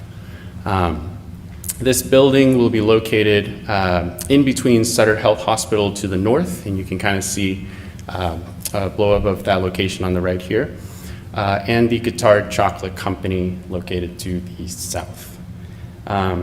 Just a quick note, the developer had provided their entitlement application for Planning Commission consideration some time ago, and with Planning Commission's adoption of resolution number 2021-18, the entitlements were granted for this project.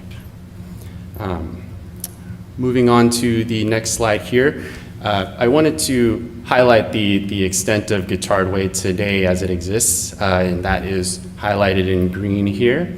The intent is to construct improvements that would extend Guittard Way approximately 300 feet to the west, and that you can kind of see this in blue and red here. The intent of tonight's action is to vacate that portion of Guittard Way, which is hatched in yellow. This is mostly just the old portion of the cul-de-sac once the improvements are constructed and extended. In city staff's review of the request to vacate that portion of Guittard Way, we found that it was consistent with the City of Fairfield's general plan, and the city staff as well as development staff had provided ample notification for the general public of this intent to vacate, as well as notice to the potential stakeholders being Anheuser-Busch and Guittard Chocolate about this intent to vacate, and the necessary approvals to vacate have been provided. In addition, the city followed the states and highway codes requirements on notification, and with council's action to approve the notice of intent for this street vacation on our April 19th council date, we began that process, and with this meeting, that brings me to my recommended action. The staff's recommendation is to adopt resolution number 2022-115, which approves the vacation of that portion of Guittard Way. I also have staff from Trammell Crow Company here if council or if there are any questions for the developers that they may answer. Any comments or questions? Councilman Tonneson, please. Can you go back 2 slides? Okay. So you're going to vacate the highlighted yellow area?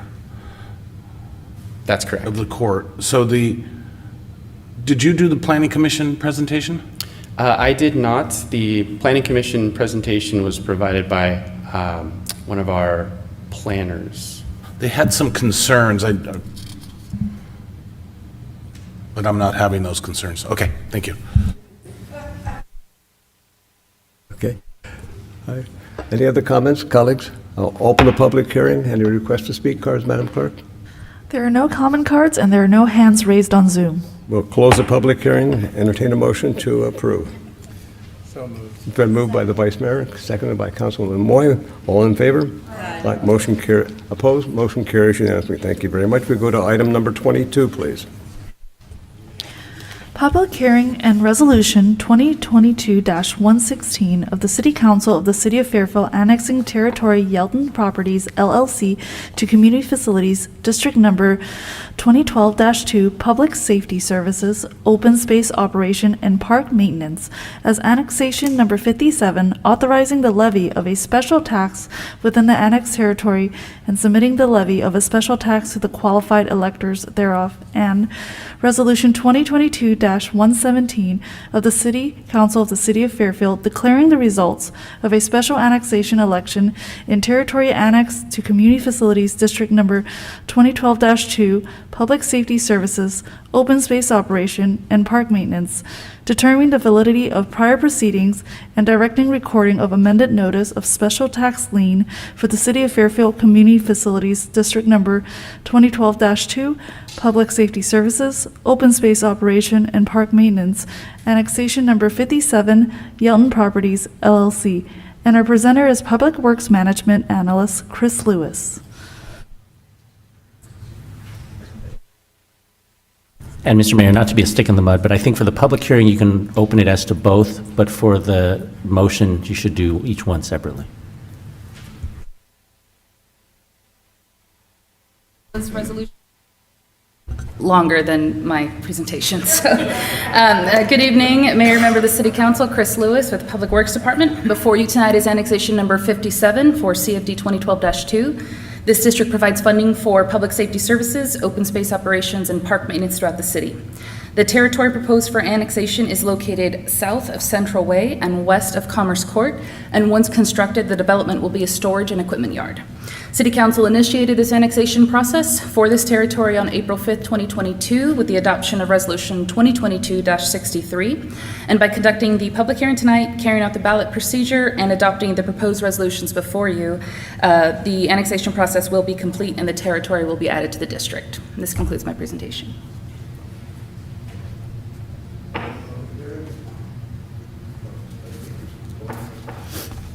There are no comment cards and no hands raised on Zoom. Bring it back now for council action, please. Been moved by Councilman Tim, seconded by Councilman Tonneson. All in favor? Aye. Motion carries unanimously. Thank you very much.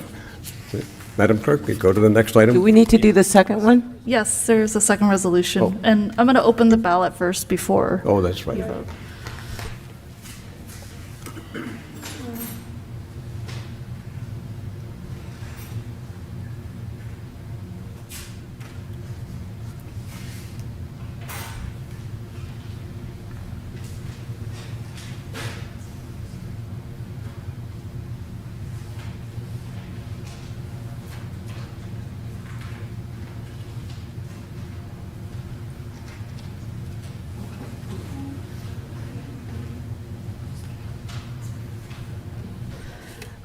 And it is a yes vote in favor of the annexation. And now we can take action, please. Is there a motion to approve? Been moved by the way, Councilwoman Bertani, seconded by Councilwoman Panduro. All in favor? Aye. Aye. Opposed? Motion carries unanimously. Thank you very much. We turn then to our next item, Madam Clerk, if you would, please. Public hearing and resolution 2022-118 of the City Council of the City of Fairfield annexing territory Popeyes to Community Facilities District Number 2012-2, Public Safety Services, Open Space Operation, and Park Maintenance. As annexation number 58, authorizing the levy of a special tax within the annexed territory and submitting the levy of a special tax of the qualified electors thereof, and resolution 2022-119 of the City Council of the City of Fairfield declaring the results of a special annexation election in territory annexed to Community Facilities District Number 2012-2, Public Safety Services, Open Space Operation, and Park Maintenance, determining the validity of prior proceedings and districting the recording of amended notice of special tax lien for the City of Fairfield Community Facilities District Number 2012-2, Public Safety Services, Open Space Operation, and Park Maintenance, Annexation Number 58, Popeyes. And our presenter is Public Works Management Analyst Chris Lewis. Good evening, Mayor, members of the council. Before you tonight is annexation number 58 for CFD 2012-2. This territory proposed for annexation is located south of Alaska Avenue and east of North Texas Street, and once constructed, the development will be a Popeyes restaurant. City Council initiated the annexation process for this territory on April 5th with the adoption of Resolution 2022-58. And by conducting the public hearing tonight, carrying out the ballot procedure, and adopting the proposed resolutions before you, Council will complete the annexation process and the territory will be added to the district. Thank you. Any comments or questions for Chris? Okay, I will open the public hearing. Do we have any requests to speak cards, Madam Clerk? There are no public comment cards and no hands raised on Zoom. I will close the public hearing. Entertain a motion now to approve Resolution 2022-118. Been moved by the Vice Mayor, seconded by Councilman Tim. All in favor? Aye. Opposed? Motion carries unanimously. And this evening, we are going to... Oh, okay. I'm going to Got open. one more ballot. Yeah, one more ballot.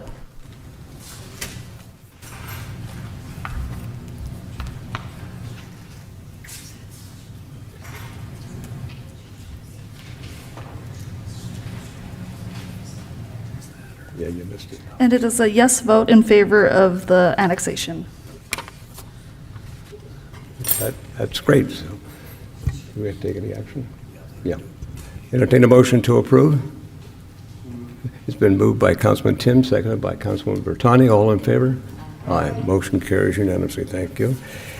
And this evening, we're going to adjourn in honor and memory of Tyler Switzer, former Fairfield police officer here. He served 4 years in the Marines, died this week in a motorcycle accident. He was a good young man with a very bright future ahead. So we are adjourned in his memory, please. Good night.